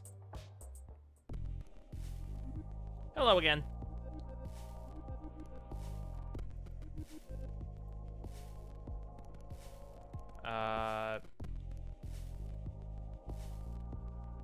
This room is now empty. Oh. This room is now empty. Oh! Okay. So I only have 2 dates left. Okay. Some ghosts are still hanging around. I wonder what happens if I try to go on the date with Kyo again. You already dated Kyo. Oh, okay. Well, fine. Spooky Peter. Great. You arrive for your date with Spooky Peter. A hall of mirrors at a roadside carnival. A clown's face, all smiles and menace, watches over the entrance. Hi. Welcome to my home. Inside are twisted corridors lined with mirrors. With only a silent reflection, it's especially disorienting to navigate these halls. Spooky Peter leads you to a specific mirror taller than the others. The mirror's face is concave, as if to pull in everything around it. We are going into this mirror. Okay, let's follow him. Together, you step inside the mirror. Welcome to the Mirror World. Or, as it's known here, Dolororim Het. Not Het. Just whatever. That's the Mirror World spelled backwards. Do you see the eerie green? That is what happens when an image reflects itself. It takes on an eerie green. The more times a reflection is reflected, the greener it becomes. Just like this. I can green screen that if I want. That is pretty green. Oh, wait, there's actually a science behind that.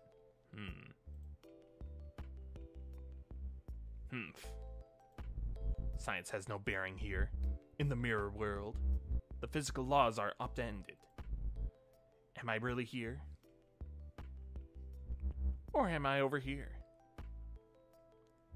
Or am I over here? Perhaps it is all of the above. Or even nowhere at all. That's amazing. I thought you might be impressed. I have practiced these skills for ages, centuries. It is not easy being green. Ah! Now come with me. The spooking hour approaches.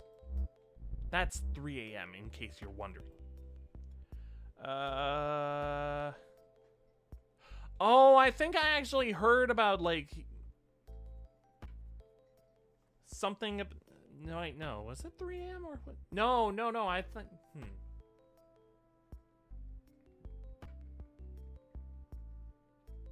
Yeah, I thought like the witching hour was like an hour past midnight, or was it at midnight? I don't know. Why 3 a.m.? Only witches and sins are awake at 3. We seek neither. In a way, we are both. Okay? Together, you and Spooky fly through the void, passing countless mirrors in reverse, each peering into a life still being lived. Each mirror in the living world is actually a door. Staring into one long enough in the dark, or saying a spirit's name 3 times, that's like knocking. After a short trip through oblivion, you arrive at a particularly decorative mirror. A splendid haunt. Spooky Peter leads you through the mirror glass into a long hall lined with bricks on one side. There are still boxes in the hall. The mirror you step through is propped up against a wall. At the far end is a massive kitchen with original marble tile that does well to hide its age. Paul is sleeping. Let's get to spooking. Spooky Peter leads you through the closed bedroom door, where a man in his 20s is sound asleep on the mattress. I don't like the sound of this. He is snoring loudly. Should we be here spooking things around like this? Spooky Peter floats to one shadowy corner by the open window, then motions for you to do the same. The curtain flaps over Peter's shadowy visage. He stands silently, hat bent slightly forward. He's just standing there. He's just standing there, menacingly. Should we flicker the lights? Patience, patience, protege. The aim is to be a presence, not a nuisance. Spooky Peter stands motionless for several minutes. Wait, no. 40 minutes! 40 minutes of doing nothing but standing there. Finally, he moves away from the corner. Watch, protege, as I tighten the knot. Spooky Peter sinks into the hardwood floor. The old wood lets out a loud creak, creak, creak, as steady as a pulse. Paul is still snoring. Peter moves into the ceiling and starts to scratch. Scritch, scratch, scritch, scratch. Like raspy breaths. Paul is still snoring. Peter is starting to look annoyed. He floats over to Paul and pecks his ear. Some sort of orange foam. It obstructs his ear canal. Yeah, those are earplugs. Because of this kind of thing. Prevents him from hearing us. Again, I am thwarted by the progress of man. This is pointless. This is plenty. If you spook him right, they won't even know it. They'll just feel it vaguely. Make him look behind him. Run up the basement stairs. Anything more would be vulgar. Anything more would be irresponsible. You still have much to learn. Another day, perhaps. Spooky Peter leads you back into the hallway mirror. Back through his weird mirror world of his. A fractal realm on the dull side of the train. What he said. Eventually, you reach the mirror that leads you back to where you came in. Well, this is it. Thank you for your company. This was fun. I am pleased.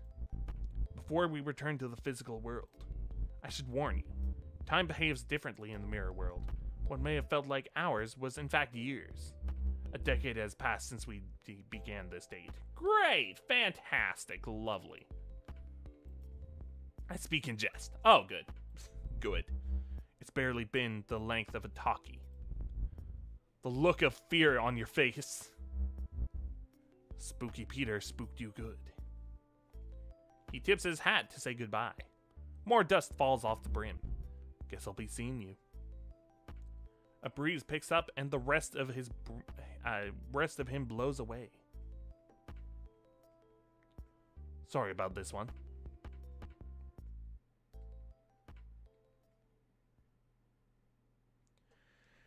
Whew! Do you still have one more, or was that it? Because... Hey, hi! Oh, I'm sorry. The event's all done. All the other ghosts have left.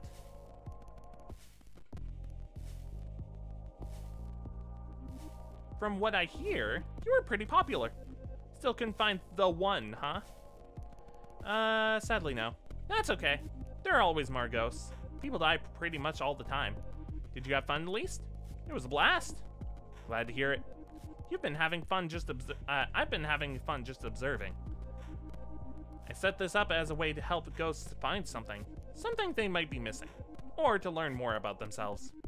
In a way, we are all products of death. I like to think I am also her student.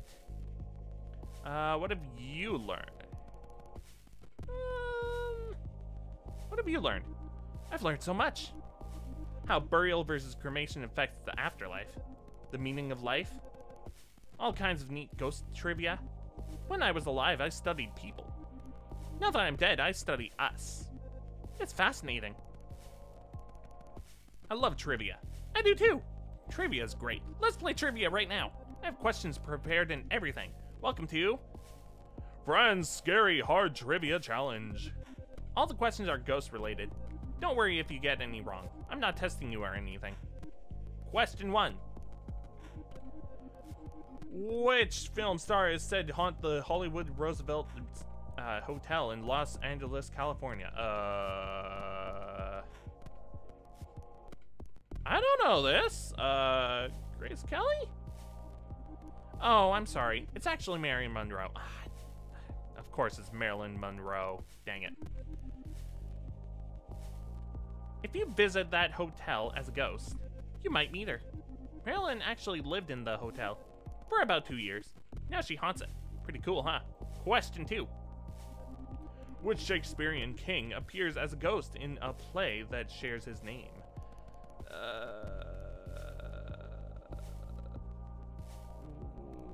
Was it Richard III? Ah, frick. That was gonna be my second guess. Okay. Hamlet's father appears as a ghost. His name is technically also Hamlet. Dang it. King Hamlet. Okay. There are ghosts of kings in Richard III, but not Richard III himself. Question 3. A red blood cell that has lost his hemoglobin is known as what? I'm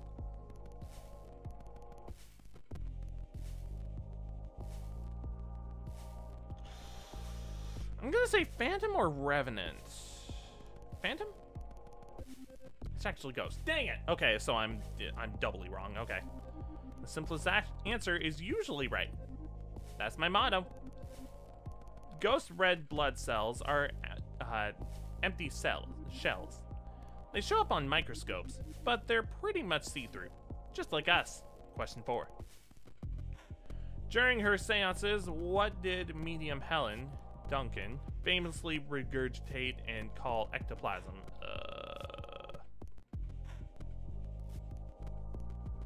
Lard? I get why you'd pick a goop, but the answer is actually cheesecloth. Dang it. Man, I've gotten all these wrong so far. Duncan was a medium in the early 1900s. She was said to fake ectoplasm by pulling gross cheesecloth out of her mouth. Ew.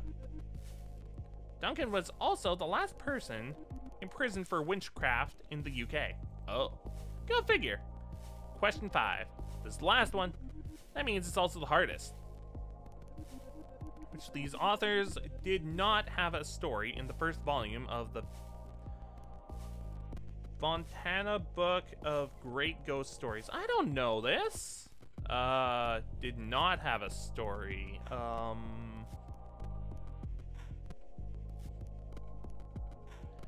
This one?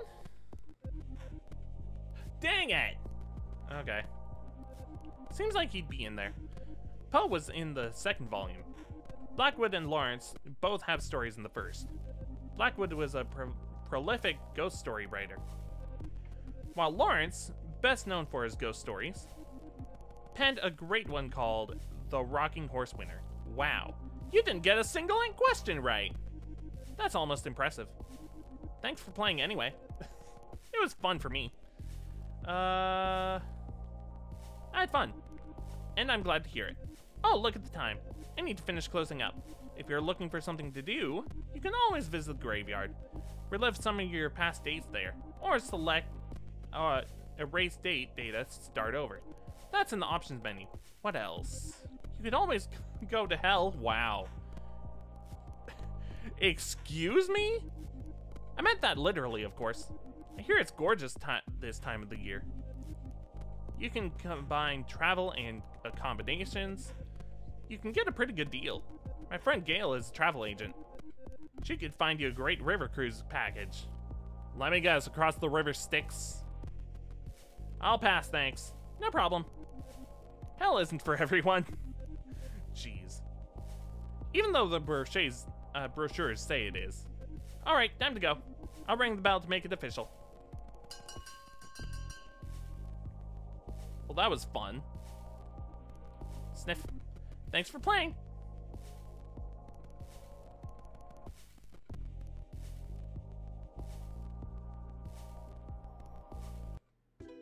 Those were some interesting dates. Oh my goodness, I can actually go. I'm just curious. Oh, hi. Oh, hey there, stranger. You look like you could use some R&R. Romance and retribution. Name's Gail. I'm a travel agent for the dead. I've got all the best deals. Singles cruises on the River Styx. Cookouts on the shores of hell itself. All-inclusives at Daytona Beach. Of course it's Daytona Beach. You may be dead, but that doesn't mean you still can't have some fun.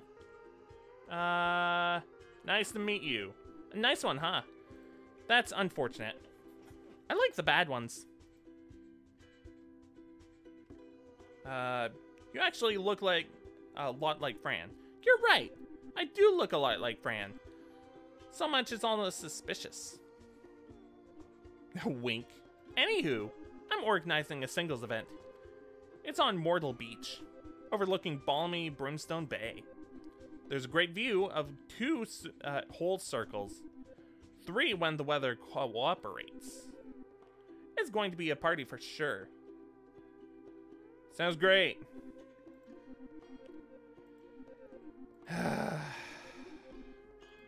You didn't pick up my brochure just to hear me blab on.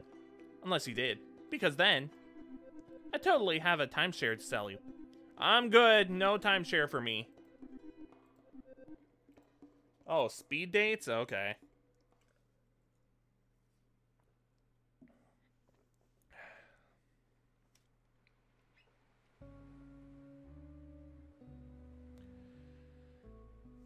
For the living, the shores of hell might seem like a strange place to take a vacation. It's no Maui or Cancun or Bali, but it has its charms. The sand on Mortal Beach, like the water in the bay, is piping hot year-round. The air is sweltering, heavy, like a good sauna or an oven. There is no night or day. The crimson light of eternal flames casts a pleasant flickering glow on everything at a comfortable distance.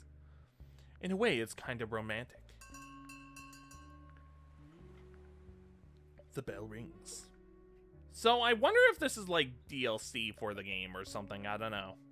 The first ghost appears. Wait, are they a ghost? Hi! Salutations, brah. They call me Andy. You party? You look like you party. Not really. Oh, well. You should totally try partying. It'll change your whole deal. There's more to life than partying. More to life, huh? You realize you're dead, right? Puh, of course you do. You wouldn't have made it this far. It must be nice to have lived once. I'm a demon. Not alive or dead. I just am, you know. A demon? Cool. Thanks, bruh. It's nothing really. Just who I am. I've never met a demon. Mega honored to be your first. A demon is like a ghost. We float around like you, but a demon was never alive. We're sort of born like this, with a singular purpose. For me, that purpose is partying. Oh wait, hold on a sec. Andy chugs a 6-pack, all the cans at once. Ah, that's better. That was rude. Humph. Not cool, bruh. Show a little sensitivity for my, condition. What, your condition of being a party animal? If I don't party, I die. Aren't you already dead? Nope. Here's the deep lore dump. Demons are technically alive, and demons can cease to be. Like, if a living person stops breathing. Except I have to remember to, I have to remember to breathe. Like, right now, actually. Gotta dance a bit. Andy dances a bit. Cha-cha-cha. There we go. All good in the hood. Hey, wanna hear a fun fact? The beads and shades aren't just for show. They lessen my need to party. How? By exuding party. Sorta like an RPG or something. Ah! Okay. Special item effects. +3 to partying. There's the bell. The bell ringeth. Time to mingle. See you later, crocodile. That's not how it goes. Okay. Like, that's not the saying. Ooh, a nice shade of green. Oh, hello. You look very lovely. And what do we have here? Another lonely spirit. Tell me, lonely spirit, what is loss? Absence of something? Why, yes, dear. Precisely. You must feel it too, then. That profound emptiness. The loss of your life. I'm still me, though. Are you certain of that, lonely spirit? Ghosts are desperate for purpose.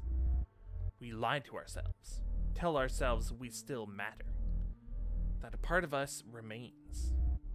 But who is to say we matter anymore? We are not even matter.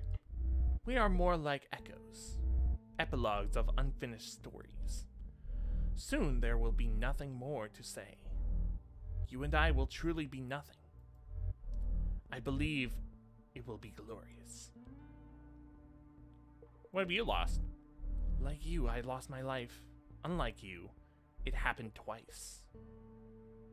Explain how. They call me Agatha, Bane of Bricksdale, Connecticut.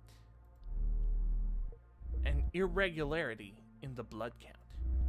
I suppose you could, at one time, call me a vampire. Oh, you were...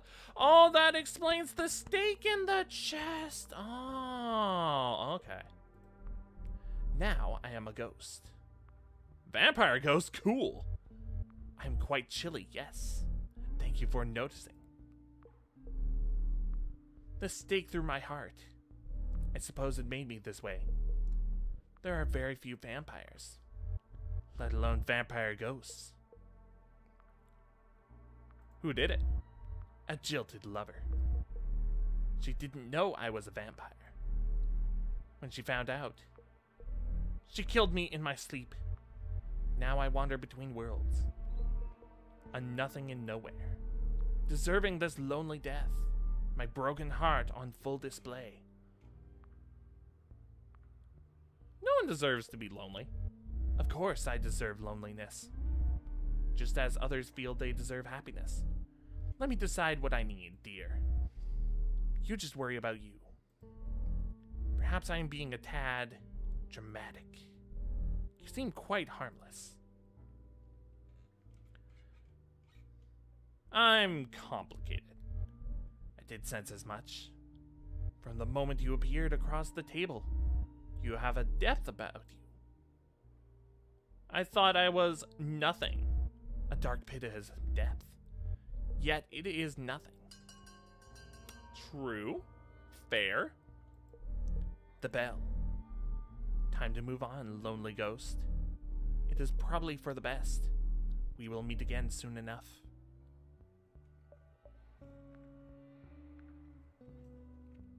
Who do we have next? As I fill up my cup again. Oh, I still have water in here. Still gonna fill it up a bit. Oh. There we go.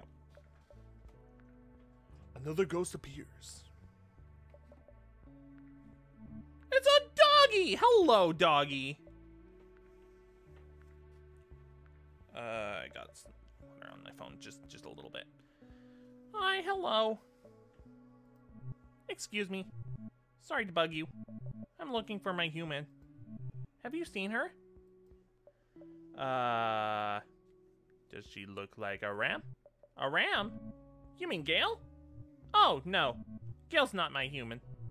She's around here somewhere. I'm sure she is. My name's Dave. Hello, Dave. Nice to meet you. It's super nice to meet you. Even if I'm kinda sad today. What? Oh, I want to pat Dave. Can I pat Dave?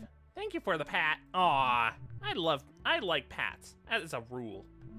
But please ask next time. Oh, sorry. What kind of dog are you? The cute kind? Kidding. When I was alive,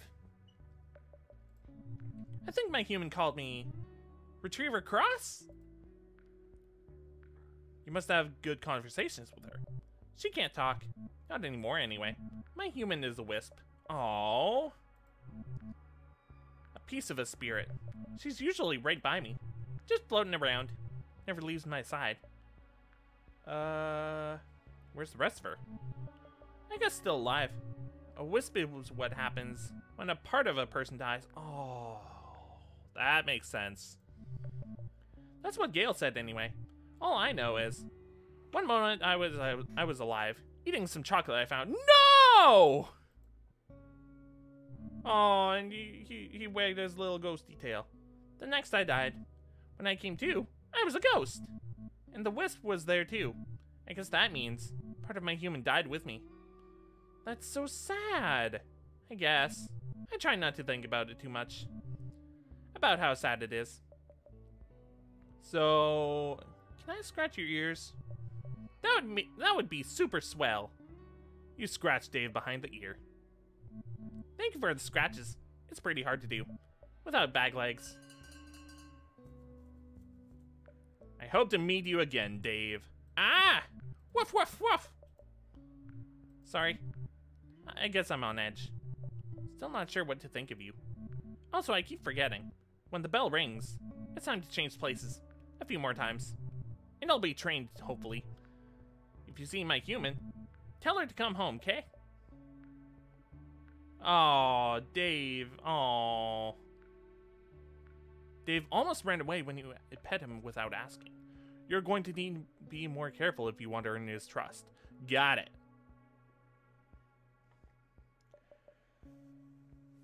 Okay. The second round begins. Nice top. Hey, look everyone, it's Grumpzilla. Back to stomp on my fun. Sorry to disappoint, but this train, it keeps on rolling. You either hitch a ride, or you get out of the way. What happens if I get on board? Worst case, buckets of fun. Best case, bus loads. No, train loads. I guess that makes the most sense, considering I was talking trains before. Trains equals the best mode of transportation. On which to party. What about cruise ship? I want to say I like your bikini, but I want to... Oh, dang it. Thanks. I like to switch it up. Right now, it's polka dot time. Where'd you get it? The mall. The Demon Mall. It's like a regular mall, just with a really freaky food court. Lots of gnarly eats. Decent place to party. Which reminds me. Here we go again. Excusey. Andy does some random air guitar. Hello, East St. Louis. There. All better, jet setter. Hey, what's your opinion of platypuses? Platypi? Whatever. Those hairy duck dudes. Look it up. I like them. How can you not? They're the ultimate party animals. I think about shades, sunglasses, like the ones on my dome. If you put them on an animal, who looks down the most down to party? A platypus? It's inarguable. Okay, fine. Kangaroos are up there. Dogs too. Yeah, especially dogs. Have you ever seen a dog wear sunglasses? It's awesome. The absolute party animal of all time. Especially if they're in sidecar. I love dogs in sidecars. I love dogs that party. I met a dog over here. Have you met Dave the dog? Like Dave the dog? Balto over there? Pup's goal-oriented for show, but also scatterbrained as heck. Loyal but flighty, like a total Libra. What about Agatha? The vampire ghost's a wet blanket, obsessed with the past. Single-track minded. Agatha's a Scorpio. Most deaf. How do you know all this? Internet. Oop. Here I go fading away again. Need your calls. Andy crushes a beer on their head. There we go. So, where were we? Andy still appears to be fading. You're still fading away. What? I am? That never happens. Just keep partying. I'm trying. Maybe if I put on more party accessories. I left them in the car. Uh-oh. Bell rings. I gotta go. And he's been partying for more than 1,000 years. I'm sure they'll figure this out. Don't worry. I mean, don't worry that much. Demons aren't even real. Or are they?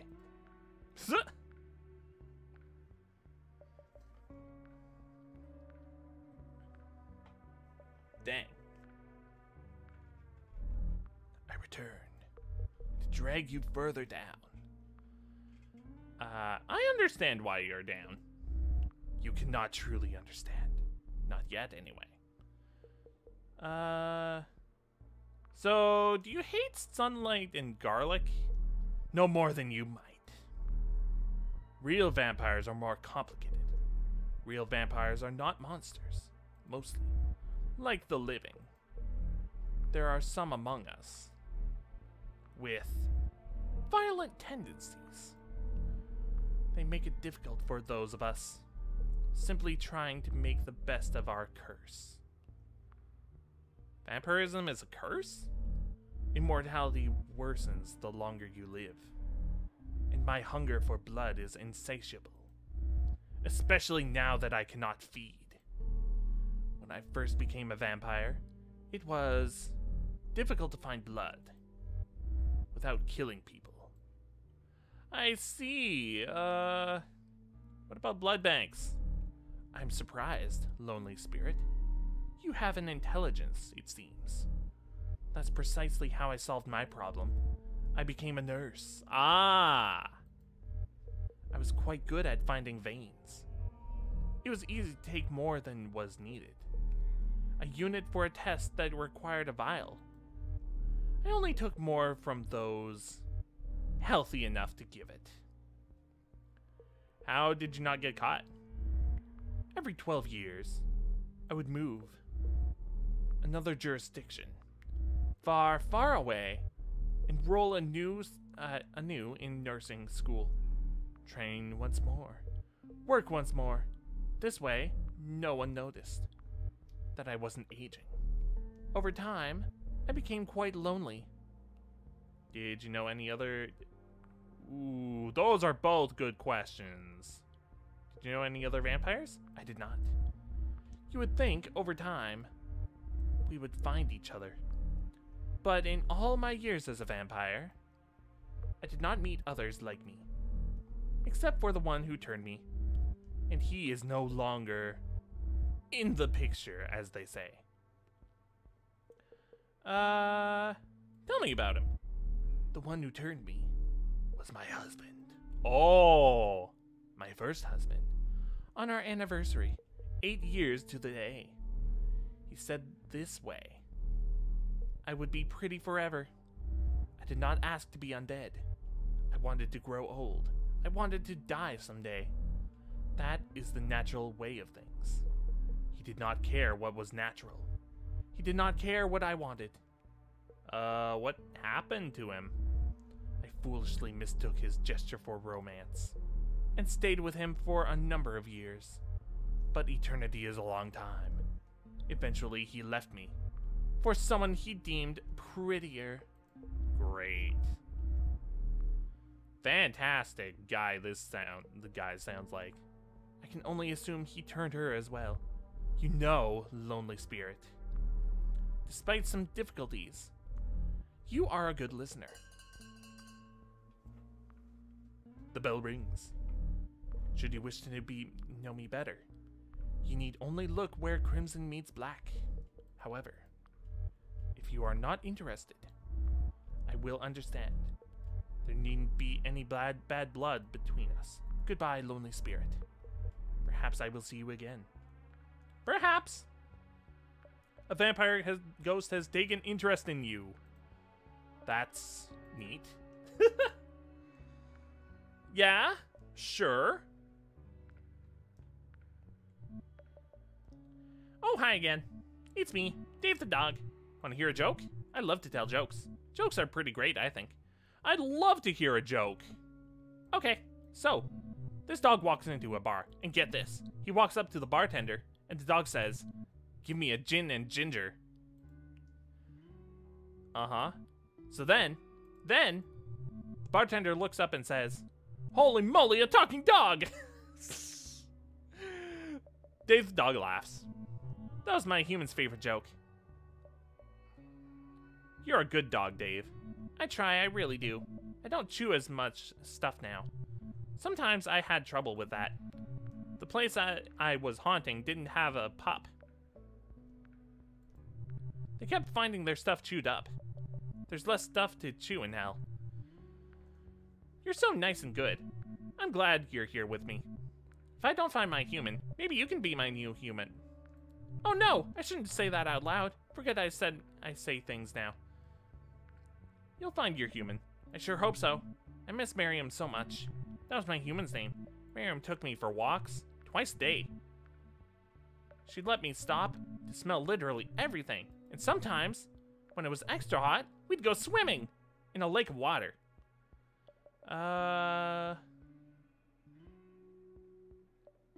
Where could Miriam be? We had favorite places where we'd go for our walks. I bet probably one of those. I bet she's looking for me too. You want more pats? Oh yes, please. You pat Dave. Thanks. That makes me feel appreciated. Appreciated and safe. Aw, good doggy. Good doggy. Ah, woof woof woof woof bark bark bark bark bark. Oh no, I did it again. Sorry. Again. I sure hate that bell.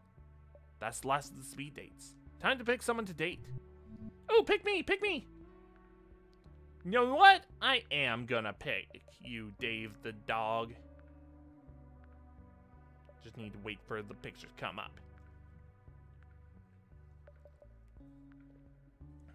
Let's go with Dave. I mean, we're gonna go with everyone eventually, but let's start with Dave.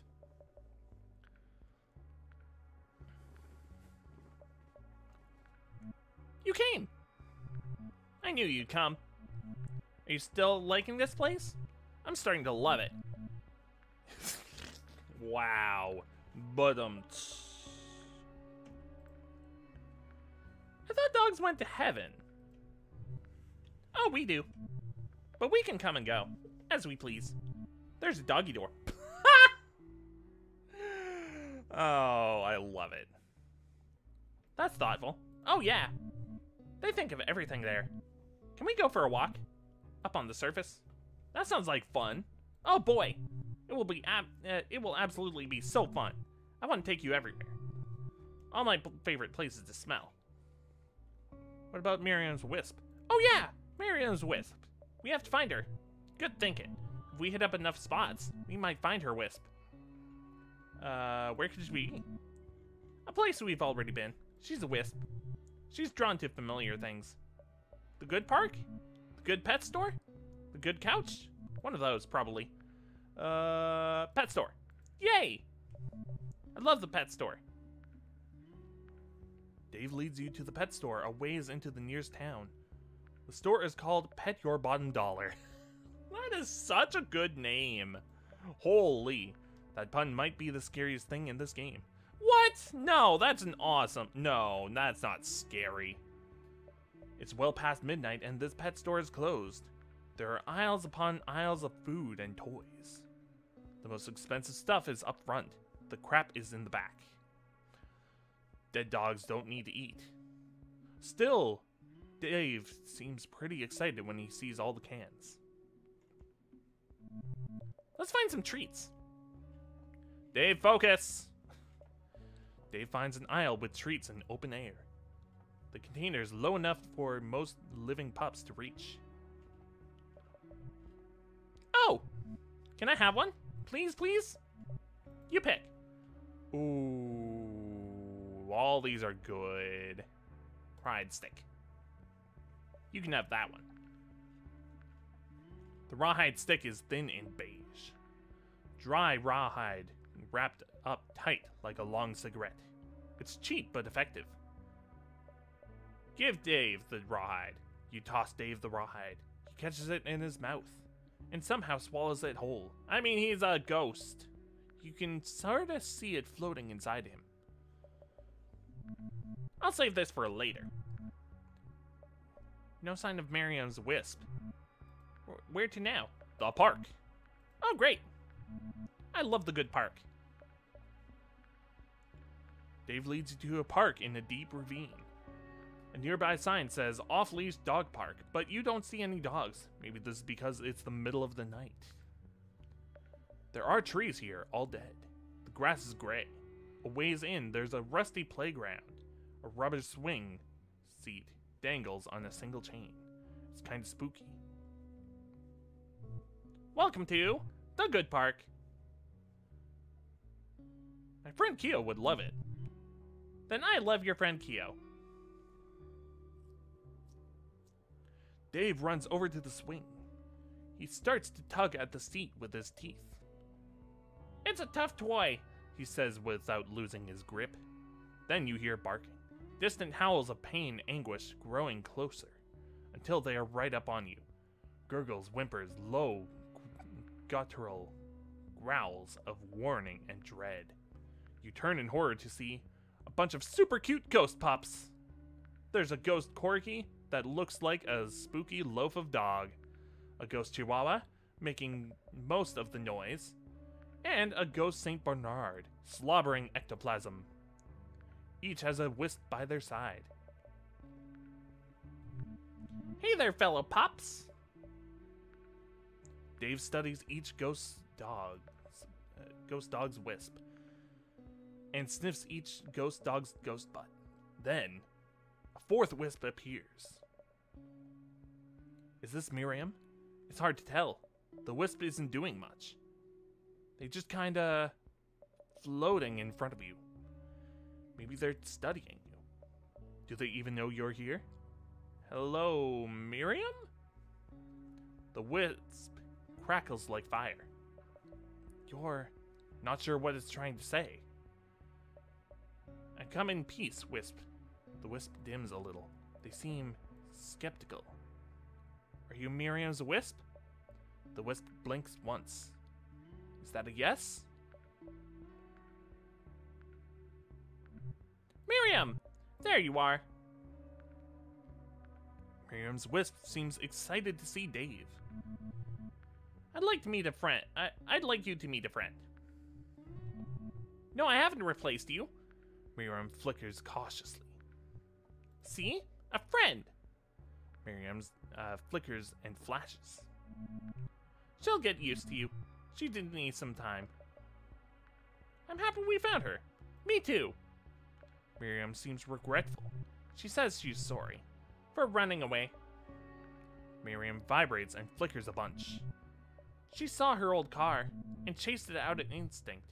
Before she knew it, she was lost. So she came here. Dave yawns. We've been up all night. I'm beat. I think it's home time. You're a good dog, Dave. Thanks for saying that. You're a good human. I'm glad we met. Let's go for another walk soon. Bye, Dave. Miriam flickers. That is a good doggy. I have sometimes thought of as the final cause of dogs having such short lives, Sir Walter Scott wrote, and I am quite satisfied it is in compassion to the human race. For if we suffer so much in losing a dog after an acquaintance of 10 or 12 years, what would it be if they were to live double that time? For Charlie Mucho Grande and all the dogs who made our lives better. Thanks for being good pups. Aww. Dave was a good boy. Dave was the best boy. Alright, we still have 2 more dates. You return to the shores. Speed dating is all done, but there are still ghosts here.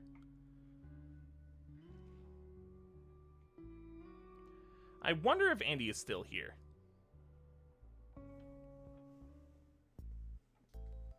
Speed dating has wrapped up for the evening. Is it even evening?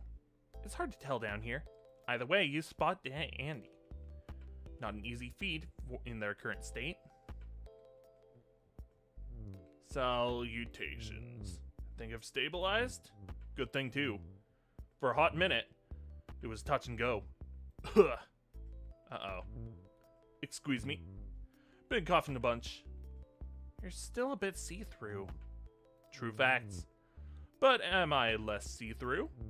The answer is yes. Gotta stay optimistic. In the face of my ailment, this persistent opacity. Maybe your body's trying to tell you something.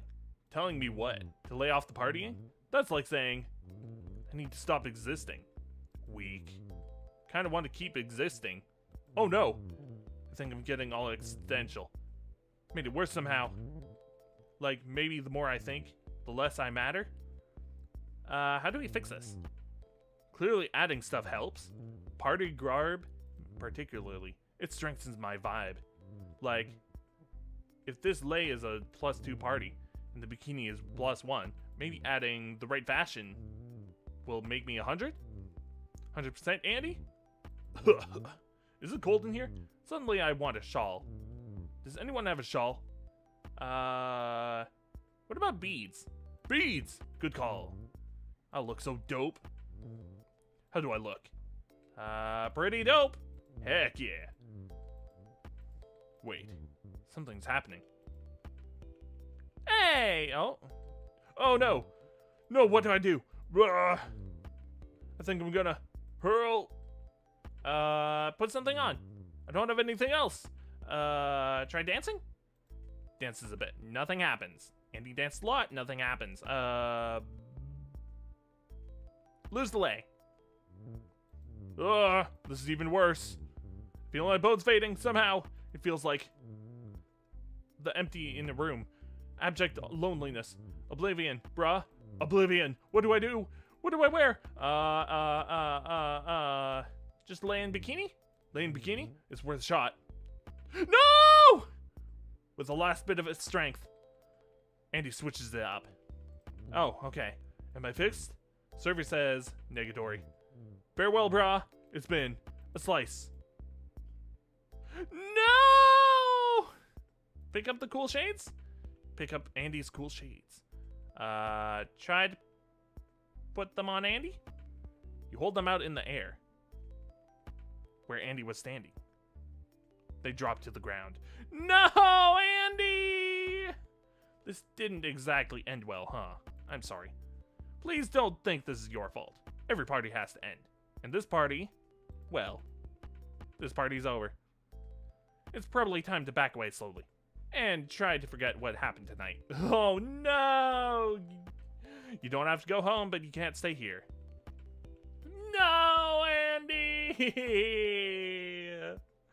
No!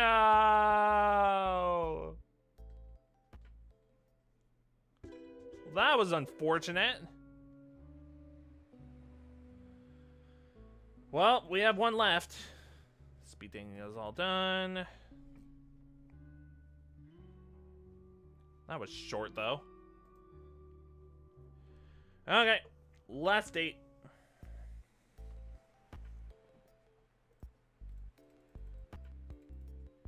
When you finally find Agatha, she is floating in the air off the beach overlooking Brimstone Bay. Looking out over the water, she is a shadow even in the dark. I thought you'd choose another. There is a dog, after all. People seem to enjoy dogs. There is something about you. Is it my sunny disposition? The color of my eyes? Perhaps I remind you of your mother.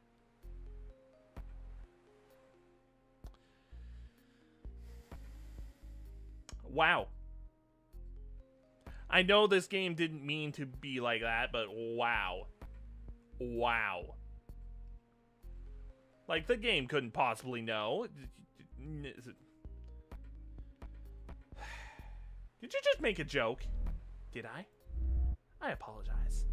I will try not to do so again. Wow. That is nice of you to say, but you'll forgive me if I do not smile. I have had significant dental work. What should we do on our date? I suppose you are wondering about this stake in my heart. Perhaps you think if you earn my trust, you can be the one to finally remove it. I'd rather go bowling. I'd prefer a swim. Thank you for understanding. The stake is my burden, but it is a burden I choose to carry. I can take it out whenever I want. Observe. Oh! It is not that I need the stake. It is simply a part of me. My current state is because of this stake. I was born with it. I am not whole without it.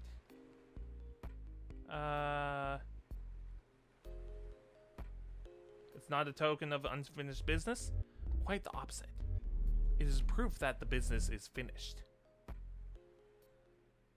What does it feel like? It doesn't. Fair, she's a ghost.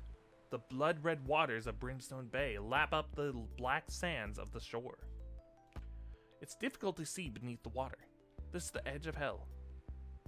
There could be anything below the surface. Let's go swimming. Okay. Agatha leads you by the hand out over the water. She turns to you, then dips beneath the waves. Let's follow her. Oh. As you move through the water, you feel the water move through you. Beneath the surface, everything is thick and crimson.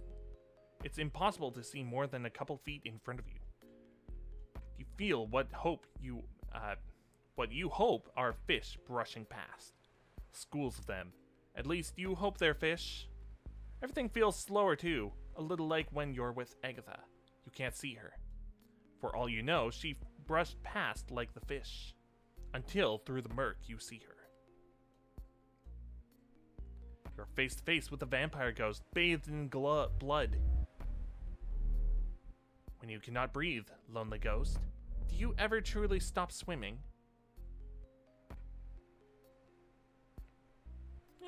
Fair.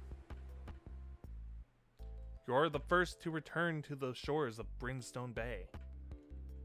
After a few quiet moments, Agatha emerges from the red water. Something's different.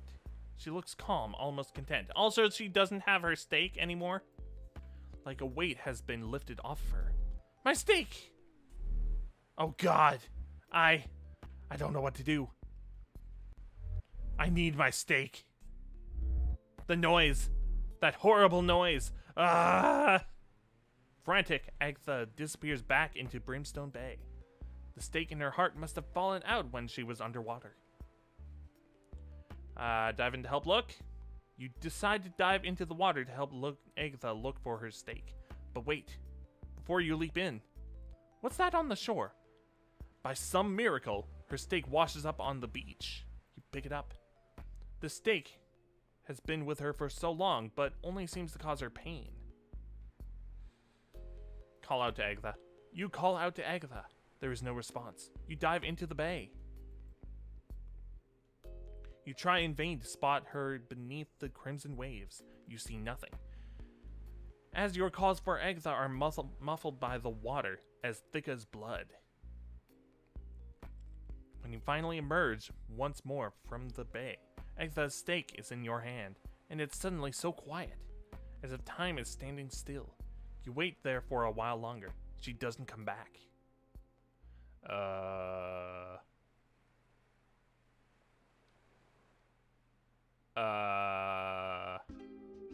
She's just gone forever? Welp. Okay. Wowie. Okay, what's this one, though?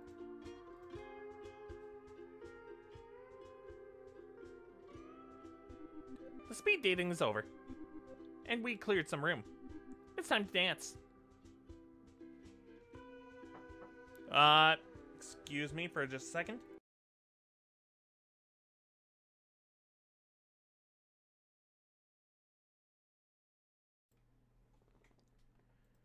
Good thing we're wrapping up in just a moment. The waterfront looks different now. Strings of yellow lights hang between posts in the sand. The tables have been cleared away.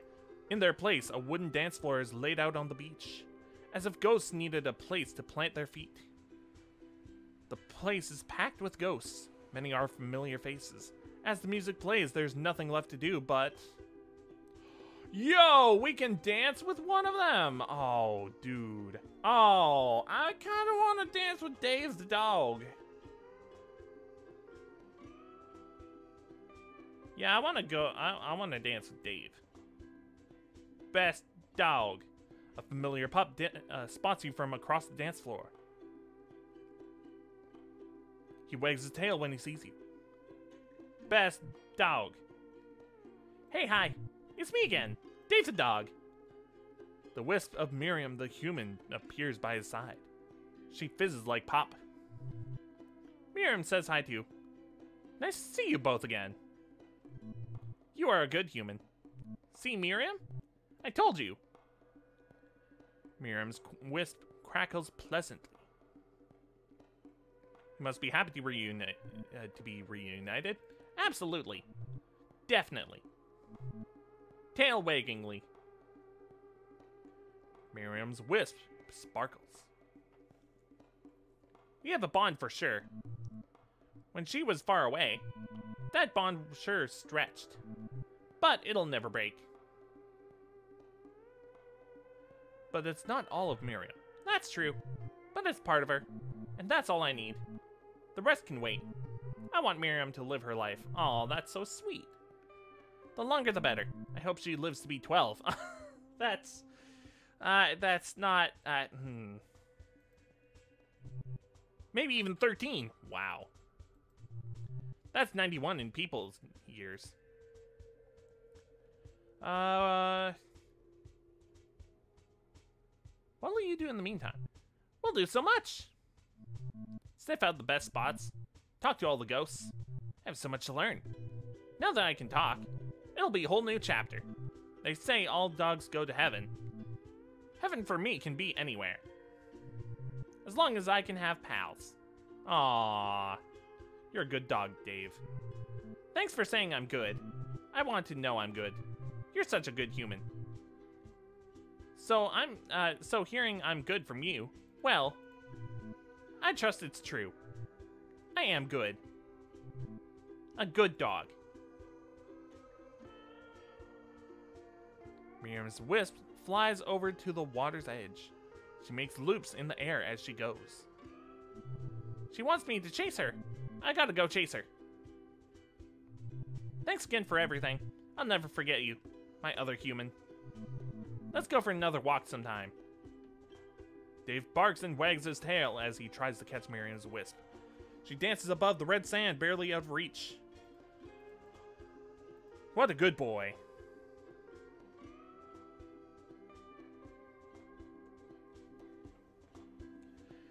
Oh, that was lovely. Oh, I can choose more. That's so many choices, though. I think I'm good. I think I'm good. Oh, hello. You're going then? That's too bad. I was hoping maybe we could talk. I'm glad to see you, to be honest. When we first met, you really, kinda, made an impression on me. Same. Eep. I mean, fascinating. I'll have to take note of this. You're working? No. I mean, not really. Maybe a little. I always find a way to work. Otherwise, I wouldn't know what to do with myself. What do you do for fun? I tend to be the kind of ghost who stays at home, binging a good TV show, maybe munching on bad food, like ramen with cut-up hot dogs. Not that I have to eat anything. I just like how familiar it feels. I'm glad you came out. Me too. I sure don't get what you'd see in me, though. I'm kind of a bland Fran. You're so smart. Smart is a relative thing. I know lots of quantifiable things. But I spent so much time reading books. I've never been good at reading people. I guess that's why I arranged speed dating, to get to know people better. What makes them tick, and how I fit in. If I fit in. I'm still not sure I do. You fit in here. Here? With the rest of us. Even the nice ones? And the sad ones? And spooky customers? Especially the nice ones. I guess in the end, we're all in this together. Fran walks out onto the dance floor. She smiles. Oh, look at all these people! Thank you so much for signing up for this silly little speed dating. And for taking the time to know me, and all these other misfit spirits. I can't imagine what our deaths would be like without you here. To liven things up.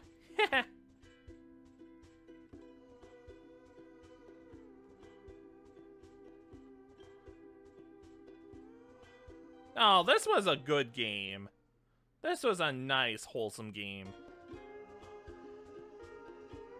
So does that mean I have her here now? Gail! Oh, that's great. Okay. I'm actually going to end now because, oh wow, it's later than I thought I would be ending. Okay. So yeah, this was a lot of fun. I'm going to quit now. And let's move on down here and boop. Okay, so that was a lot of fun. Both of those games were good. I guess I can mark them both as beat. Cool. So yeah, next stream is tomorrow, and we're going to be continuing Castlevania Symphony of... Whoa, that was weird. But yeah, we'll be continuing Castlevania Symphony of the Night tomorrow, and yeah, that's all I have to say. Thanks for watching, and I hope you have a lovely day. Let's move on to the end screen. Bye.